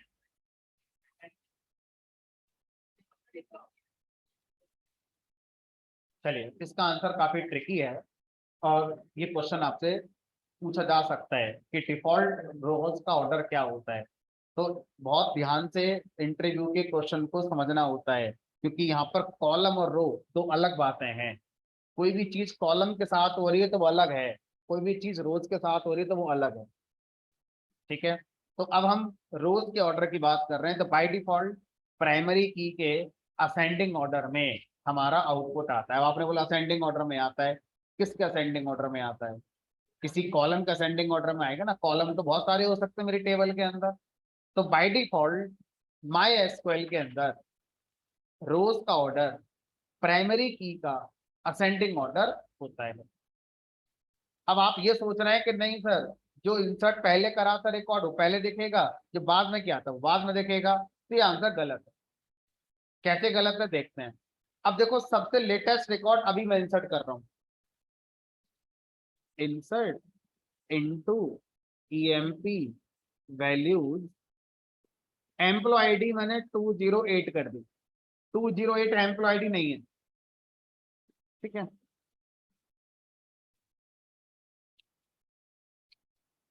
और नाम कर दिया हार्दिक, सैलरी कर दी 60,000 और इसको डाल दिया ऑटोमेशन में।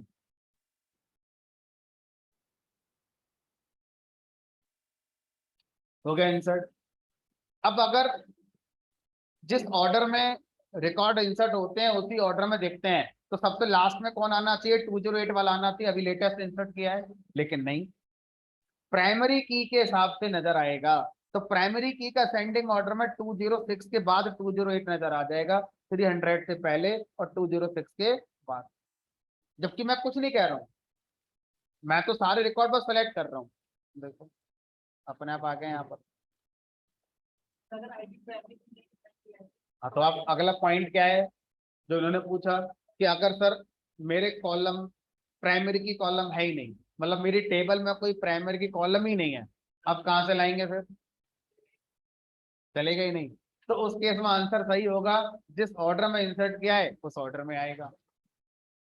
अब ये खेल भी करके देखते हैं। तो एक काम करते हैं, प्राइमरी की को हटाते हैं। प्राइमरी की हटाना तो हम जानते ही हैं, कैसे बताओ कैसे हटेगी है। तो यहाँ पर क्या करेंगे, प्राइमरी की को हटा रहा हूँ, alter table EMP drop primary, खत्म प्राइमरी की। अब एक रिकॉर्ड इंसर्ट करते हैं, भाई बात है ना करो आपस में।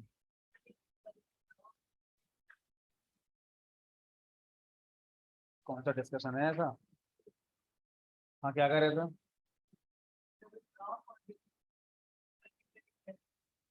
अरे, तो पढ़ाया था लास्ट क्लास में, डिलीट से 0 से n रिकॉर्ड डिलीट होते हैं।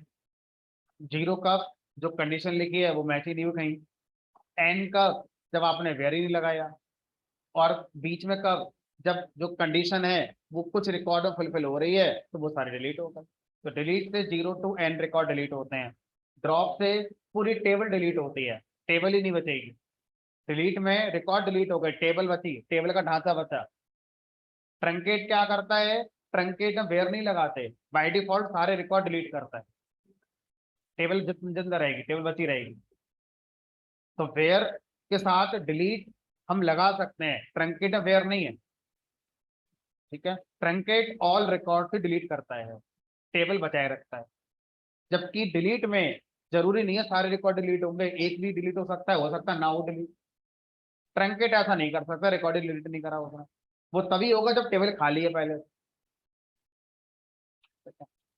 चलो अब वापस आ जाओ। तो अब आप एक रिकॉर्ड इंसर्ट कर रहे हैं 209 वाला, सबसे लास्ट में कर रहे हैं।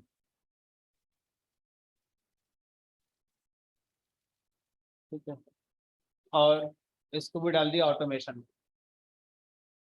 अब देखते हैं, प्राइमरी की मैंने हटा रखी है, तो अब रिकॉर्ड जिस ऑर्डर में आएंगे उसी ऑर्डर में देखेंगे। अब तक जो आ चुके हैं वो तो प्राइमरी की का अकॉर्डिंग लग चुके हैं बैकएंड में जाके डेटाबेस में अंदर। अब जो आएंगे वो उसी ऑर्डर में आएंगे जिस ऑर्डर में वो इंसर्ट हो रहा है। तो ये मत कहना कि जो पहले वाले थे उनका ऑर्डर भी बदल जाएगा, हमने कहा नहीं, उनका जो हो चुका है वो हो गया। अब प्राइमरी की हटाने के बाद तो ये बात चलेगी कि प्राइमरी की के बाद से जिस ऑर्डर में रिकॉर्ड आए हैं उस ऑर्डर में देखेंगे। ठीक है, तो अभी कौन सा करा था मैंने? 209। अब एक काम करते हैं, फिर से खेलते हैं। अब फिर से प्राइमरी की लगा देते हैं। अब कुछ नहीं करूंगा मैं, सीधा सेलेक्ट कर ही चला दूंगा। प्राइमरी की लगाने के बाद ये कहाँ नजर आएगा आपको? यहाँ नजर आ जाएगा। देखो क्या करें, alter table emp add primary की, और यहाँ पे कॉलम का नाम हो गया। अब बस सेलेक्ट कर ही चलानी है।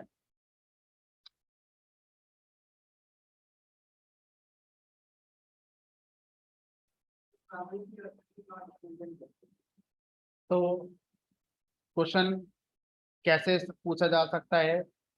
हमारे टेबल में डिफॉल्ट ऑर्डर रिकॉर्ड्स का क्या होता है? तो आप आंसर देंगे अगर से। अगर मेरे कॉलम में प्राइमरी की लगी है तो उस प्राइमरी की के असेंडिंग ऑर्डर में हमारे रिकॉर्ड का ऑर्डर आएगा, सेलेक्ट करेंगे। और अगर हमारी टेबल में प्राइमरी की नहीं लगी हुई है तो जिस ऑर्डर में रिकॉर्ड इंसर्ट हुआ था उसी ऑर्डर में फिर हम सेलेक्ट में उसको देख रहे हैं। ठीक है, और हम चाहें तो अपना कस्टमाइज ऑर्डर भी दे सकते हैं कि हम चाहते हैं नहीं, सैलरी के हिसाब से दिखाओ, प्राइमरी की के हिसाब से मत दिखाओ, सैलरी के हिसाब से दिखाओ। हम चाहते हैं प्राइमरी की के हिसाब से दिखाओ, प्राइमरी की के डिसेंडिंग ऑर्डर में दिखाओ। अगला क्वेश्चन यही है, इंटरव्यू में पूछा जा सकता है कि बाय डिफॉल्ट प्राइमरी की के असेंडिंग ऑर्डर में आते हैं, मुझे प्राइमरी की के डिसेंडिंग में चाहिए। अब कैसे दिखाओगे सारे रिकॉर्ड? तो अब जितने भी रिक्वायरमेंट हैं जो आप अपनी कस्टमाइज लेकर आए हैं उनको हमें सिंटैक्स लिखकर, क्वेरी लिखकर ही पूरा करना होगा। और उसके लिए कौन सा कॉन्सेप्ट यूज होगा? Order by clause. तो ऑर्डर बाई क्लॉज जो होती है उसका पर्पस होता है कस्टमाइज जो ऑर्डर है रिकॉर्ड्स का, उसमें रिकॉर्ड्स को सेलेक्ट करके लेकर ठीक है, तो कैसे काम करेगा ऑर्डर बाई उसकी बात कर।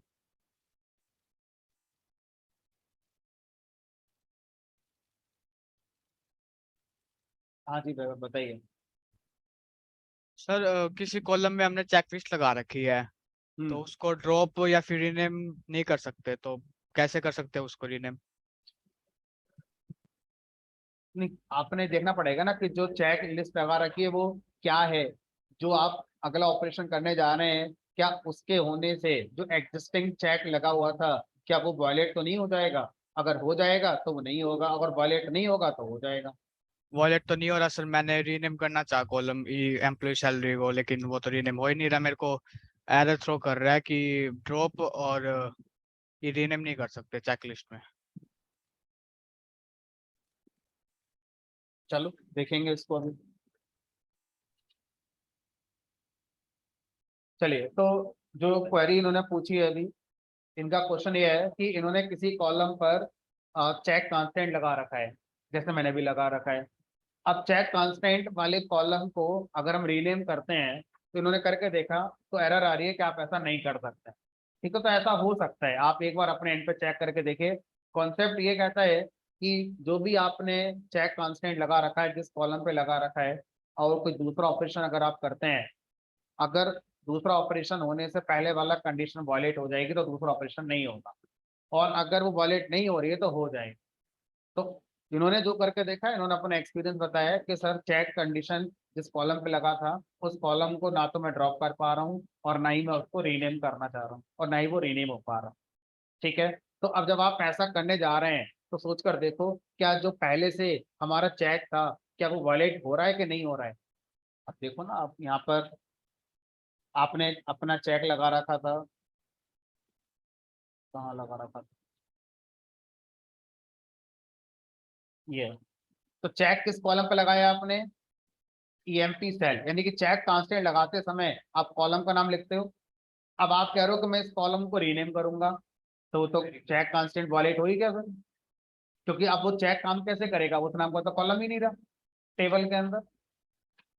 समझ पा रहे हो मैं क्या कह रहा हूँ। ठीक है, तो जनरल रूल जो है वो यही है कि कोई भी आप ऑपरेशन आप कर रहे हैं, अगर वो ऑपरेशन किसी एग्जिस्टिंग कॉलम के किसी कांस्टेंट के अकॉर्डिंग हो पा रहा है तो हो जाएगा, और अगर नहीं हो पा रहा है, क्यों नहीं हो पा रहा है, क्योंकि वो एग्जिस्टिंग कांस्टेंट फेल हो जाएगा, तो वो ऑपरेशन नया वाला फिर नहीं हो। ठीक, चलो अब मैं जो बता रहा था वापस उस पर आ जाओ। ऑर्डर बाई क्लॉज का काम होता है रोज को कस्टमाइज ऑर्डर में दिखाना। जैसे मैं चाहता हूँ सैलरी के असेंडिंग ऑर्डर में आ जाए, या मैं चाहता हूँ प्राइमरी की के डिसेंडिंग ऑर्डर में आ जाए। चलो शुरू इसी से करते हैं, प्राइमरी की के डिसेंडिंग ऑर्डर में आ जाए। बाय डिफॉल्ट ये हमारा असेंडिंग ऑर्डर में आ रहा है। अब मैं चाहता हूँ पहले ये आए फिर ये आए, यहाँ लिखेंगे select asterisk from EMP order by उस कॉलम का नेम जिस कॉलम की वैल्यू के बेस पर आप ऑर्डर में रिकॉर्ड्स को लगाना चाहते हैं। क्या नाम है कॉलम का, एम्प्लॉय डी। उसके बाद फिर यहाँ पर ऑर्डर का टाइप लिखेंगे, असेंडिंग या डिसेंडिंग। तो असेंडिंग लिखेंगे तो ASC होगा, डिसेंडिंग लिखेंगे तो DESC होगा। तो यहाँ पर ये मतलब डिस्क्राइब हो रही है, तो यहाँ पर DESC डिसेंडिंग को रिप्रेजेंट कर रहा है। तो ऑर्डर बाई क्लॉज का यूज करके हम रिकॉर्ड्स के ऑर्डर को कंट्रोल करते हैं, कॉलम के ऑर्डर को नहीं। वो तो जैसा है वो तो यहाँ से कंट्रोल हो रहा है। ठीक है, एस्ट्रिक का मतलब सेम ऑर्डर जो कि टेबल में था कॉलम का वो। अब सर हम प्राइमरी की पर काम करना तो जान ही गए, किसी और पे करके देखना चाहते हैं, तो सैलरी पे करके देख लो, ऑर्डर बाई EMP सेल, और अगर हम असेंडिंग देंगे तो ES।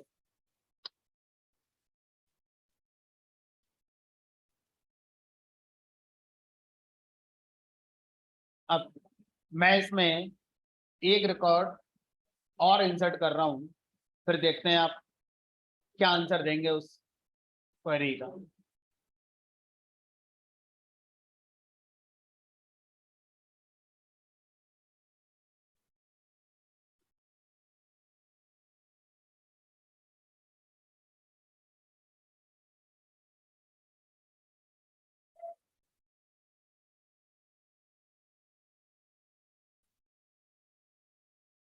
देखो जानबूझकर मैंने एक एम्प्लॉय और ऐड करा जिसकी सैलरी 60,000 है, और पहले से एक एम्प्लॉय और है जिसकी सैलरी कितनी है, 60,000 है। अब इंटरव्यूअर आपसे जो पूछना चाह रहा है वही मैं आपसे पूछना चाह रहा हूँ कि जब आप एम्प्लॉय सैलरी के अकॉर्डिंग अपने रिकॉर्ड को देखेंगे, तो छोटे से बड़े सैलरी के हिसाब से रिकॉर्ड लगकर आ जाएगा। लेकिन अगर दो जगह पर सैलरी सेम हुई तो, क्योंकि इस बार तो हो गई, तो अब उन दोनों में से फिर पहले कौन आएगा जिसकी सैलरी दोनों जगह सेम है। 60,000 सैलरी एक एम्प्लॉय और है जिसका नाम हार्दिक है, उसकी भी है, और अभी आपने नया इंसर्ट कर दिया, इसकी सैलरी भी आपने 60,000 ही कर दिया। तो उस केस में क्या होगा, सेकंड हमारा कॉलम पे जाएगा। सेकंड कॉलम आप अगर बताना चाहते हैं तो कॉमा लगाकर सेकंड कॉलम का नाम भी लिख सकते हैं। मैंने कर दिया एम्प्लॉय नेम। अब एम्प्लॉय नेम के किस ऑर्डर में, हमने कहा उसके डिसेंडिंग में कर दो चाहे तो ऑर्डर बाई के बाद मल्टीपल कॉलम और हर कॉलम का अपना ऑर्डर टाइप आप दे सकते हैं। प्रायोरिटी हमारा ऑर्डर में चलेगी, जो पहला आपने लिखा है फर्स्ट प्रायोरिटी पर वो कॉलम आएगा। अगर कोई भी दो वैल्यू इस कॉलम में सेम है तो उन दोनों वैल्यू की रो में पहले कौन सी रो आएगी वो यहां से डिसाइड होगा, और एम्प्लॉय नेम कॉलम के किस ऑर्डर के हिसाब से होगा, डिसेंड। तो 60,000 सैलरी वाले दो रिकॉर्ड में एक का नाम है सूर्या और एक का नाम हमने रखा हुआ है यहाँ पर हार्दिक। ई नेम है, एम्प्लॉय नेम नहीं ई नेम। तो आप बताओ सूर्य और हार्दिक को डिसेंडिंग ऑर्डर में लगाओगे तो पहले कौन आएगा, एच हार्दिक, सूर्य एस, तो बाद में कौन आता है एस। तो हमारे रिकॉर्ड के अकॉर्डिंग सूर्य वाला रिकॉर्ड क्या आना चाहिए, पहले आना चाहिए।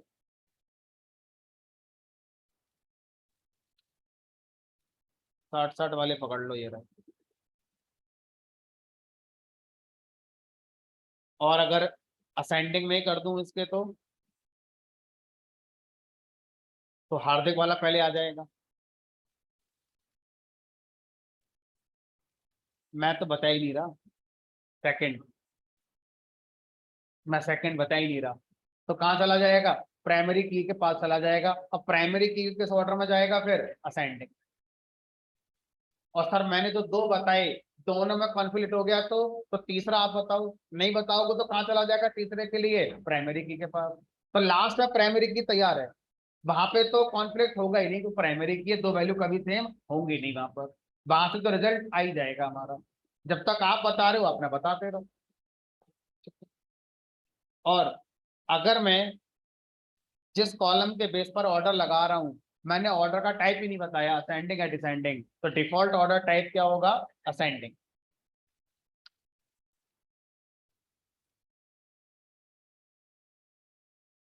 हरिओम बताइए क्या क्वेश्चन पूछना है?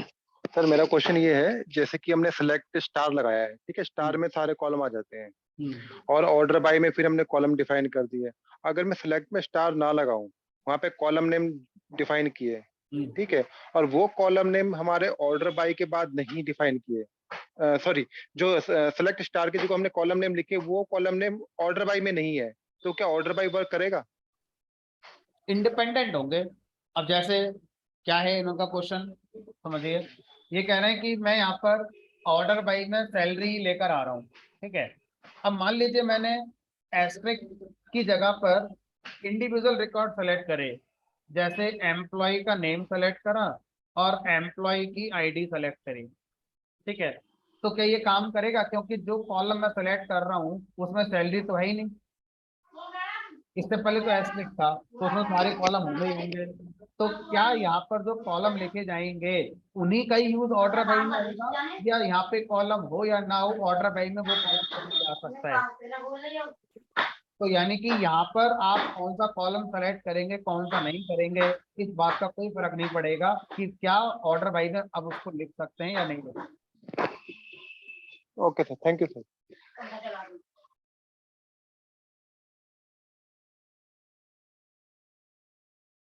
बताइए दादा। सर टेबल के लेआउट में चेकलिस्ट आ क्यों नहीं रही? टेबल के लेआउट में चेकलिस्ट, चेक कांस्टेंट जो हमने लगाया वो टेबल के लेआउट में दिखा नहीं रहा। प्राइमरी की लगी है या फिर यूनिक लगी है वो तो दिखा रहा है, लेकिन चेक कांस्टेंट नहीं दिखाता।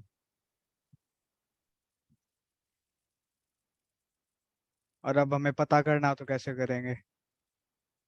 हाँ माई एसक्यूएल में नहीं दिखा रहा है, बाकी में तो दिखाता है, क्योंकि माइट भी, क्योंकि अभी मैंने बताया अभी ऐड कराए चेक कांस्टेंट, उससे पहले चलता ही नहीं था। हो सकता है अगले वर्जन में यस टाइप में आ जाए, बाकी में तो आता ही है। चलो इसका मैं आपको आंसर दूंगा देखकर एक बार, कि अगर मुझे पता करना हो तो पता कैसे करूंगा। चलिए, हाँ क्या कह रहे थे?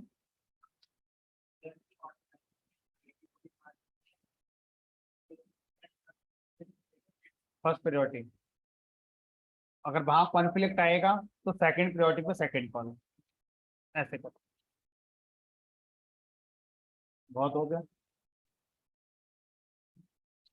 ऐसे कैसे हो गया? अभी तो काफी बचा है। तो थोड़ा सा और पढ़ लेते हैं आसान आसान सा।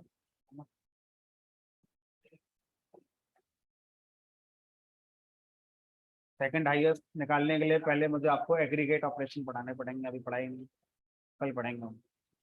तो अभी वापस आ जाते हैं इस ऑर्डर बाई पर, और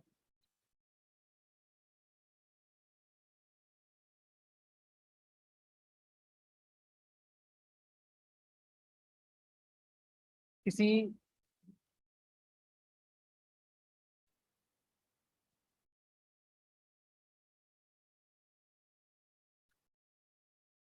किसी भी टेबल से हम उन रिकॉर्ड्स को मैच करना चाहते हैं जो पर्टिकुलर लेटर से स्टार्ट होते हो, काइंड ऑफ रेजेक्ट्स। जैसे यहाँ पर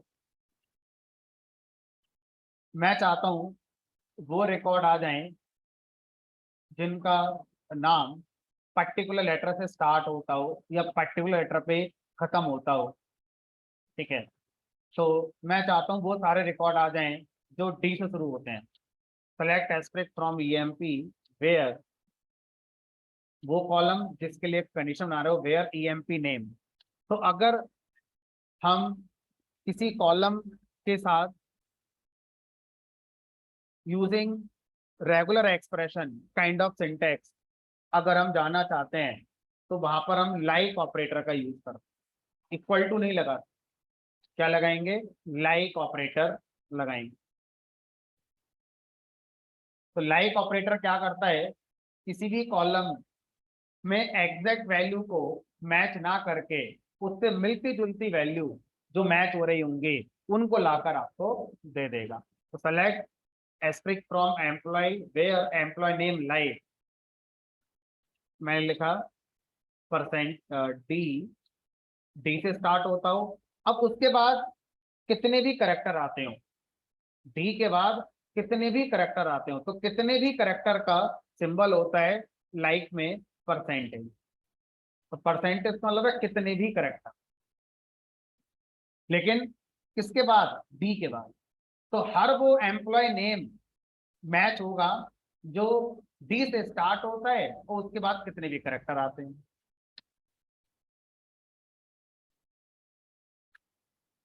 दो ही मिले, धोनी और डी के। अच्छा तो आप बताओ, वो सारे रिकॉर्ड फैच करके लाओ जो खत्म होते हो आई से, और आई से पहले कुछ भी आता हो। क्या लिख दें? परसेंटेज आई, लास्ट करेक्टर आई, उसके पहले कितने भी करेक्टर आए। धोनी।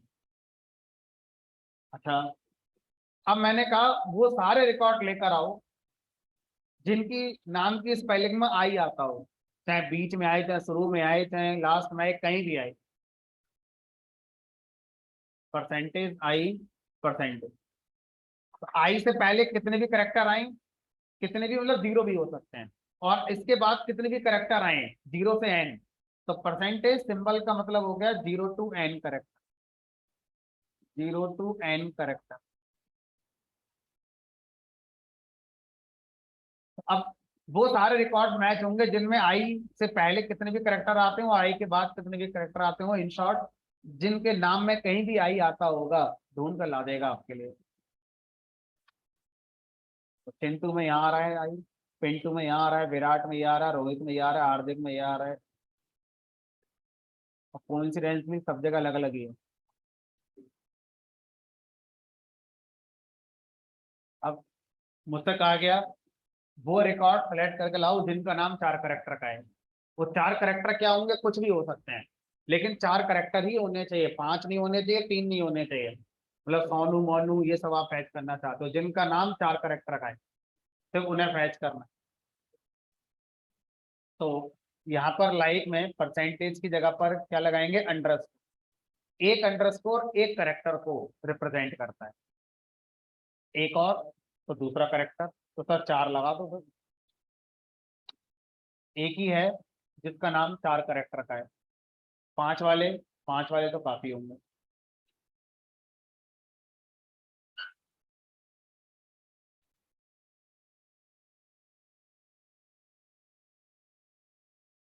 अब मुझे 5 कैरेक्टर के नाम वाले सारे रिकॉर्ड चाहिए, लेकिन उनमें लास्ट कैरेक्टर टी होना चाहिए।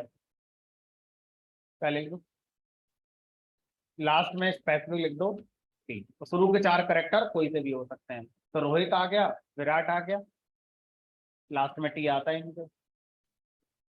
तो ये बहुत पावरफुल क्वेरी होती है लाइक ऑपरेटर की। जब बहुत ज्यादा भीड़ हो डेटा की, तो वहां से निकालने में बहुत हेल्प करती है हमारी लाइक क्वेरी, बहुत यूज होता है इसका डेटा को एक्सट्रैक्ट करने के लिए।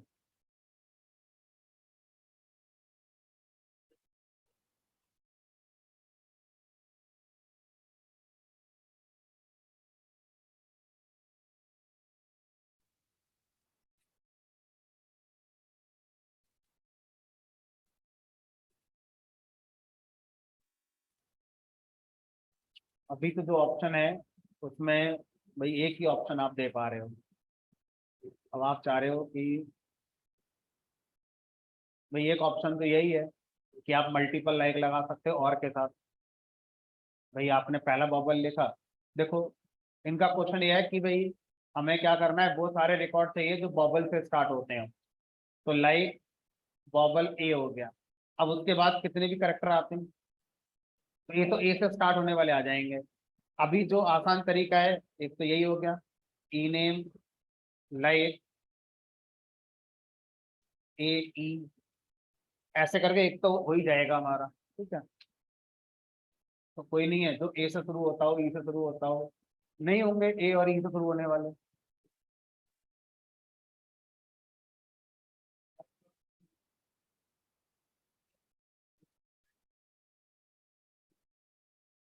अब फंक्शन पढ़ा ही नहीं ना अभी, अभी फंक्शन पढ़ा ही नहीं, तो पढ़ाएंगे तब डिस्कस करेंगे। तो अभी के लिए अगर आप ये चाहते हैं कि भाई बॉबल से स्टार्ट होने वाले सारे नेम आ जाएं, तो आपको अभी तो और लगाकर अलग अलग लाइक ऑपरेटर लगाने पड़ेंगे।